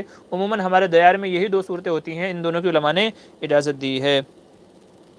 اچھا مفتی صاحب، مدثر بھائی ہیں، مفتی صاحب کیا کوئی سورہ میں 3 آیت کے بعد سورہ بھول جائے تو کیا نماز ہو جائے گی؟ میں پہلے اس کا جواب دے چکا ہوں کہ جی ہاں ہو جائے گی، آپ رکوع کر لیجئے، نماز ہو جائے گی۔ ایم ڈی سعد اللہ، مفتی صاحب آپ کا واٹس ایپ کا نمبر دے سکتے ہیں اگر الگ سے کچھ مسئلہ پوچھنا ہو؟ جی ہاں، ہمارے یوٹیوب چینل میں جائیے گا، اور جو چینل کا اباؤٹ ہے، اباؤٹ، ٹھیک ہے، تو اباؤٹ میں جائیے گا، اباؤٹ میں نیچے ہمارا ای میل آئی ڈی بھی مل جائے گا آپ کو، اور ہمارا نمبر بھی مل جائے گا، اباؤٹ میں سے ہمارا نمبر لے لیجئے گا۔ فواز علی کہہ رہے ہیں حضرت کیا کہہ رہے ہیں، حنفی عید اور وطر میں رفع یدین کرتے ہیں اور عام نمازوں میں نہیں، اس کا کیا اصول ہے؟ دیکھیے نماز میں جو وطر ہے تو وطر میں بھی یہ ہاتھ اٹھانا، ٹھیک ہے، ہاتھ اٹھانا یہ بھی سمجھ لیجئے، ہاں، یعنی عید کی نماز میں بھی جو ہاتھ اٹھاتے ہیں تو وہ زائد تکبیر واجبات میں سے ہیں، اور ان کا حضور صلی اللہ علیہ وسلم سے مرتے دم تک ثبوت ہے، مرتے دم تک حضور صلی اللہ علیہ وسلم سے ان کا ثبوت ہے، اور یہی حال وطر کی نماز کا ہے۔ جبکہ عام نمازوں میں جو رفع الیدین ہے تو وہ پہلے حضور سے ثابت تھا، پھر بعد میں حضور نے نہیں کیا، پہلے ثابت تھا پھر حضور نے نہیں کیا، اس لیے ہم یہ کہتے ہیں کہ رفع یدین پہلے تھا پھر بعد میں منسوخ ہو گیا، تو ہم عام نمازوں میں نہیں کرتے، چونکہ حضور سے بعد کی جو زندگی ہے اس میں ثابت نہیں ہے۔ رہ گئی عید کی نمازیں اور وطر کی نمازیں، تو چونکہ مرتے دم تک آخری ٹائم تک حضور سے ثابت ہے رفع یدین کرنا، اس لیے ہم کرتے ہیں کہ یہ عمل ایسا ہے کہ جو حضور سے آخر تک ثابت ہے، تو ہم ان 2 نمازوں میں کرتے ہیں، اور جو عام نمازیں ہیں ان میں پہلے تھا بعد میں نہیں ہے، تو اس لیے ہم حضور کے آخری عمل کو لیتے ہیں، اور پہلا جو عمل تھا اس کو کہتے ہیں کہ وہ منسوخ ہو چکا ہے۔ تو یہ وجہ ہے، دونوں میں فرق ہے، دونوں میں فرق آپ کو سمجھ میں آ جائے گا انشاءاللہ، تو اشکال بھی آپ کا دور ہو جائے گا۔ محترم نفل کی جماعت مکروہ ہے؟ جی ہاں نفل کی جماعت مکروہ ہے۔ آگے چلیے، کیا ہے، آئی این اسلامک دنیا۔ اچھا مفتی صاحب میرے والد کی طبیعت خراب ہے، آپ دعا کیجیے۔ جی اللہ ان کو شفائے کاملہ عاجلہ دائمہ مستمرہ نصیب فرمائے، صحت و عافیت والی زندگی نصیب فرمائے۔ امام امین احسن اصلاحی کی تفسیر تدبر قرآن کے بارے میں کیا خیال ہے؟ بھئی میں نے اب تک پڑھا نہیں ہے ان کے بارے میں، ان کے تعلق سے، تو اس لیے کسی اور سے پوچھ لیجئے گا جو ان کو جانتے ہوں، ان کے تعلق سے جو جن کو ان کے بارے میں معلومات ہے تو ان سے پوچھ لیجئے گا، مجھے تو معلوم نہیں ہے، تو اس لیے میں نہیں کہہ سکتا ان کے بارے میں کچھ بھی۔ جی آئی این اسلامک دنیا، مفتی صاحب آپ اپنا تعارف کرا دیجئے تو مہربانی ہوگی۔ جی بھائی ویسے میرا تعارف میرے چینل کے اباؤٹ میں آپ کو پورا مل جائے گا، میں نے کہاں سے کیا پڑھا کیسے نہیں پڑھا، باقی مختصراً آپ سے یہ کہہ دیتا ہوں، میرا نام محمد معمور بدر ہے، میں نے حفظ قرآن، عالم کورس، مفتی کورس، یہ تینوں کورس میں نے کیے ہوئے ہیں، اور مظاہر العلوم سہارنپور سے اور دارالعلوم دیوبند سہارنپور سے میں نے عالم کورس کیا ہوا ہے اور مفتی کا کورس کیا ہوا ہے، ٹھیک ہے، اور اس وقت جو ہے وہ ممبئی میں رہتا ہوں، میں جوگیشوری میں۔ یہ میرا مختصر سا تعارف ہے۔ اچھا فواز علی کہہ رہے ہیں حضرت ایک آیت کو بار بار پڑھنے سے نماز ہو جائے گی؟ مثلاً کم سے کم 3 آیت پڑھنا ہے، لیکن ایک ہی آیت کو 3 بار پڑھیں تو نماز ہو جائے گی کیا؟ جی ہاں، اگر ایک ہی آیت کو بار بار ریپیٹ کیا جا رہا ہے، بار بار دہرایا جا رہا ہے، تو بھی کیا ہے، نماز ہو جائے گی، لیکن بہتر ہے کہ اس کے ساتھ میں کوئی دوسری آیت پڑھی جائے، ٹھیک ہے، ایسا نہیں کہ آپ بس والعصر والعصر والعصر ہی پڑھتے جا رہے ہیں، ایسا نہیں، آگے کہ آپ کو کوئی لفظ بھی تو یاد ہوگا نا۔ ہاں بہرحال اگر تین آیتوں کے بقدر اگر آدمی ایک ہی آیت کو ریپیٹ کرتا ہے تو بھی نماز ہو جائے گی، چونکہ قرات کرنا پایا گیا ہے۔ اچھا اور آگے کیا کہہ رہے ہیں، عادل شیخ، سورہ ملک کون سے وقت پڑھنا چاہیے؟ عشاء کے بعد میں، سورہ ملک جو ہے وہ عشاء کے بعد پڑھنا چاہیے۔ ذہین میر کہہ رہے ہیں مفتی صاحب السلام علیکم، جزاک اللہ، جی ٹھیک ہے، شکریہ، جزاک اللہ۔ اچھا محمد حافظ کہہ رہے ہیں السلام علیکم حضرت، کیا دعائیں تجوید سے پڑھنا ضروری ہے یا نہیں؟ جی دعاؤں میں تجوید کا کوئی اصول ضابطہ نہیں ہوتا، بلکہ یہ کہہ لیجئے کہ قرآن کے اندر پڑھنے کا ضابطہ ہے، تجوید کے ساتھ میں پڑھا جائے، ورتل القرآن ترتیلا، اللہ تعالیٰ نے قرآن کے بارے میں فرمایا کہ قرآن کو ترتیل کے ساتھ میں پڑھو، تو اس لیے اگر دعائیں بغیر تجوید کے پڑھی جائیں تو بھی کوئی مذائقہ نہیں ہے۔ اچھا کلو بھائی کیا کہہ رہے ہیں، مگر رمضان میں دارالعلوم کی چھتہ مسجد اور مسجد رشید میں تو نفل کی جماعت کرائی جاتی ہے مدنی صاحبان کی اقتداء میں۔ جی دارالعلوم والوں نے اس کے اوپر نکیر کی ہے، آپ دارالعلوم سے مسئلہ پوچھیں گے تو انہوں نے منع کیا ہوا ہے کہ لوگوں کو اس میں شرکت نہیں کرنی چاہیے۔ مولانا حسین احمد مدنی نور اللہ مرقدہ کے زمانے سے یہ ان کا تفرد تھا، یہ ان کا کیا تفرد تھا، تو اب ان کی اقتداء میں آگے ان کے جو صاحب زادگان ہیں یا گھر والے ہیں وہ بھی کرا رہے ہیں، حالانکہ ان کو یہ چیز نہیں کرانی چاہیے تھی، وہ کرا رہے ہیں، تو دارالعلوم کا فتویٰ یہی ہے کہ وہ غلط کرا رہے ہیں، ان کو نہیں کرانا چاہیے۔ اچھا دوسری ساتھ میں ایک اور شرط علماء نے لگائی ہے اگر کوئی بندہ اپنی نفل نماز پڑھ رہا ہے، ٹھیک ہے، اور بنا بلائے کوئی بندہ آ کر کے اس کے پیچھے نماز میں جماعت میں شامل ہو جاتا ہے، کوئی بندہ آ کر کے جماعت میں شامل ہو جاتا ہے، یعنی تداعی نہ پایا جائے، بلانا نہ پایا جائے، تو پھر علماء نے لکھا ہے کہ پھر گنجائش ہے، تو شاید ہو سکتا ہے کہ یہ والی شکل رہی ہو مدنی صاحبان جن کی آپ بات کر رہے ہیں ان کی یہ بات رہی ہو، لیکن بہرحال بہتر ہے کہ دارالعلوم میں یہ عمل ہو رہا ہے تو دارالعلوم سے آپ فتویٰ پوچھ لیجئے گا تو مسئلہ حل ہو جائے گا وہیں کہ وہیں۔ ندائے ملت، اگر کوئی غیر مسلم نیتا قبرستان کی چار دیواری کرائیں اور وہ چاہتے ہیں کہ اس پر میرا نام ہونا چاہیے تو کیا کیا جائے؟ دیکھیں اگر وہ ریا اور نام و نمود کے لیے کرا رہا ہے تو پھر آپ نہ کرائیں، ٹھیک ہے، جیسے آپ بتا رہے ہیں نام لکھوانا چاہتا ہے اپنا، تو پھر بہتر ہے کہ نہ کرائیں، مسلمان آپسی چندے سے اس مسئلے کو حل کر لینا چاہیے، ٹھیک ہے۔ بہتر ہے غیر مسلموں کا اپنے اوپر احسان نہ لیا جائے، کیونکہ پھر پتہ نہیں ہم کو کس شکل میں چکانا پڑے، تو بہتر ہے کہ اس طرح کی امداد سے بچا جائے، آپسی معاملات سے ہی مسئلے کو حل کیا جانا چاہیے۔ صرف 1 تولہ سونا ہے تو کیا اس پر زکوٰۃ ہوگی؟ جی نہیں، صرف اگر 1 تولہ سونا ہے، اس کے علاوہ نہ چاندی ہے نہ کیش ہے تو اس کے اوپر زکوٰۃ نہیں آئے گی۔ سونا چاندی ہے تو پھر ان کی ویلیو دیکھ لی جائے گی، ویلیو جو بھی ہوگی اس کے اوپر زکوٰۃ آئے گی۔ عادل شیخ، کرپٹو کرنسی حلال ہے کہ نہیں؟ جی میں نے کرپٹو کرنسی کے تعلق سے میں نے پورا مسئلہ لکھا ہوا، میں نے ایک ویڈیو اپلوڈ کی تھی، وہاں پر آپ دیکھ لیجئے گا۔ اصل میں کرپٹو کرنسی کا مسئلہ یہ ہے کہ جن ملک والوں نے اس کو اپنے یہاں کرنسی مانا ہے، اس کے ذریعے سے لین دین ہوتا ہے تو ان کے یہاں حلال ہے، اور جنہوں نے اس کو کرنسی نہیں مانا ہے ان کے یہاں یہ چیز حلال نہیں ہوگی، چونکہ کرپٹو کرنسی کا مطلب یہ ہے کہ آپ اس سے خرید سکتے ہیں بیچ سکتے ہیں، جیسے سونا چاندی ہے، روپیہ پیسہ ہے، کہ صاحب کوئی بھی چیز خرید سکتے ہیں بیچ سکتے ہیں، ٹھیک ہے، اور جہاں یہ چیز نہیں پائی جاتی تو پھر وہاں یہ حلال نہیں ہوگا۔ فی الحال تو مسئلہ یہی ہے۔ بھائی آپ لوگ سوال پہ سوال پوچھتے جا رہے ہیں، برائے کرم بس کر دیجیے گا۔ تقریباً کتنا ہو گیا ہے؟ ارے 1 گھنٹہ 21 منٹ ہو گئے ہیں، ٹھیک ہے، تو بس اور سوال مت پوچھیے گا۔ محمد شعیب کہہ رہے ہیں ظہر کی نماز قضا ہو گئی ہے تو پہلی 4 سنتیں کب پڑھنا چاہیے؟ قضا ہو گئی ہے تو اب سنتوں کی قضا نہیں ہے، اگر آپ عصر کے بعد، مغرب کے بعد، عشاء کے بعد یا اس کے بعد پڑھ رہے ہیں تو اب صرف 4 فرض کی قضا کریں گے، باقی کی نہیں۔ حسیب خان کہہ رہے ہیں مفتی کیا کہہ رہے ہیں، جرابیں پہن کر اس پر سے ہی تیمم کر لیں، اس سے وضو ہو جائے گا یا پھر جرابیں نکال کر صحیح؟ دیکھیے اگر آپ نے جرابیں پہن رکھے ہیں تو اس کے اوپر مسح نہیں ہوگا، جرابوں پر مسح نہیں ہوگا۔ تیمم کرنا چاہتے ہیں تو تیمم میں پیروں پر تیمم نہیں ہوتا ہے، بلکہ تیمم کے لیے چہرے پر ہاتھ پھیرنا ہوتا ہے اور کوہنیوں تک جو ہے ہاتھوں پر تیمم کرنا ہوتا ہے۔ تو مسح کی بات اگر آپ کر رہے ہیں تو جرابوں پر مسح نہیں ہوگا، بلکہ جرابوں کو نکال کر کے دھونا ضروری ہے۔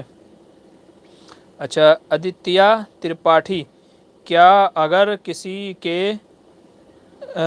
کسی کا مرڈر کر دیا جائے تو کیا وہ موت سے پہلے موت ہو جائے گی؟ جی نہیں، موت سے پہلے تو موت نہیں ہے، موت سے پہلے تو وہ موت نہیں ہے، یہ کہا جائے گا کہ موت تو اس کی یہی وقت پہ لکھی تھی، البتہ یہ ہے کہ جو اس کا سبب جو بنا ہے، ذریعہ جسے ہم کہیں گے ریزن جو بنا ہے وہ دوسرا بن گیا ہے، ٹھیک ہے، کسی کا مرڈر کر دیا ہے، دیکھیں موت تو اس کی آنی تھی لیکن آپ نے اپنے اختیار سے اس کو مارا ہے، تو مطلب یہ ہے کہ ریزن الگ کریٹ ہو گیا ہے، تو موت تو وہی وقت لکھی تھی لیکن ریزن الگ کریٹ ہو گیا ہے، اور یہ آدمی کی چوائس سے ہے کہ وہ چاہتا تو نہ مارتا لیکن اس نے چاہ کر کے مارا ہے، اپنی چوائس سے مارا ہے، تو اس لیے اس کے اوپر اسے کیا ہوگا، سزا ہوگی اس کو، ٹھیک ہے، اس کے اوپر اس کو سزا ہوگی، لیکن ایسا نہیں ہے موت سے پہلے کسی کی موت نہیں آتی، موت کا تو وقت ہے، اسی موقع پہ آنی ہے، اب کیسے آنی ہے یہ اللہ کی طرف سے فیصلہ ہے، اور کچھ اختیارات بندوں کو ہوتے ہیں، کسی نے گلا گھونٹ کے مار دیا، چاقو سے مار دیا، جیسے چاہے، الگ الگ وجوہات ہوتی ہیں، ریزن ہوتی ہیں اس کے۔ اور کیا ہے، آر ایچ کیا کہہ رہے ہیں، قضا فجر نماز ظہر کے وقت زور سے پڑھیں گے یا آہستہ آہستہ پڑھیں گے؟ بھائی ٹھیک ہے، بعد میں پڑھیں گے تو آہستہ پڑھیں گے۔ محمد حافظ، کیا کیش بیک حلال ہے یا نہیں؟ جی کیش بیک حلال ہے، اس کو بطور انعام کرایا گیا ہے، کیش بیک کے اوپر بھی میرا ویڈیو ہے کہ پے ٹی ایم سے، گوگل پے سے، فون پے سے جو کیش بیک ملتا ہے وہ حلال ہے یا نہیں، حلال ہے، باقی تفصیل میری ویڈیو میں دیکھ لیجیے گا۔ کلو بھائی کہہ رہے ہیں کتاب دارالعلوم کی جامع مختصر تاریخ جو مولانا ابوالقاسم صاحب کے زیر نگرانی تیار کیا گیا ہے کہ تاریخ معتبر ہے؟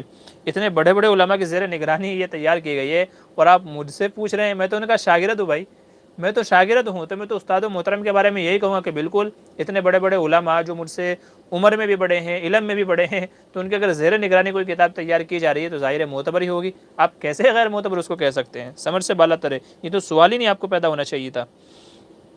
سید سا کہہ رہے ہیں مفتی صاحب ظہر کی 4 سنتیں کیا کہلاتی ہیں؟ ظہر سے پہلے کی 4 سنتیں سنت مؤکدہ کہلاتی ہیں، अच्छा मुफ्ती साहब, हिंदुस्तान का नाम हिंदुस्तान किस ने रखा? बाज़ उलमा फरमाते हैं कि हज़रत आदम अलैहिस्सलाम के एक साहिबजादे थे जिनका नाम हिंद था, हिंद या हिंदुस्तान उनका पूरा नाम बताया जाता है, तो उनके साहिबजादे के नाम पर ये नाम रखा गया है। बाज़ लोगों ने और भी दूसरी वजूहात बताई हैं। बहरहाल वल्लाहु आलम। आतिफ़ असलम, अस्सलाम वालेकुम मुफ्ती साहब, वित्र की क़ज़ा अदा करना चाहिए कि नहीं? जी हाँ, वित्र अगर किसी ने छोड़ दिए हैं तो वित्र की क़ज़ा की जाएगी, चूँकि वित्र की नमाज़ वाजिब है तो वाजिब नमाज की क़ज़ा करनी होगी। अच्छा, मोहम्मद खलील ख़ान, किन कामों से निकाह टूट जाता है? बहुत सारे काम हैं, बहुत सारे काम हैं।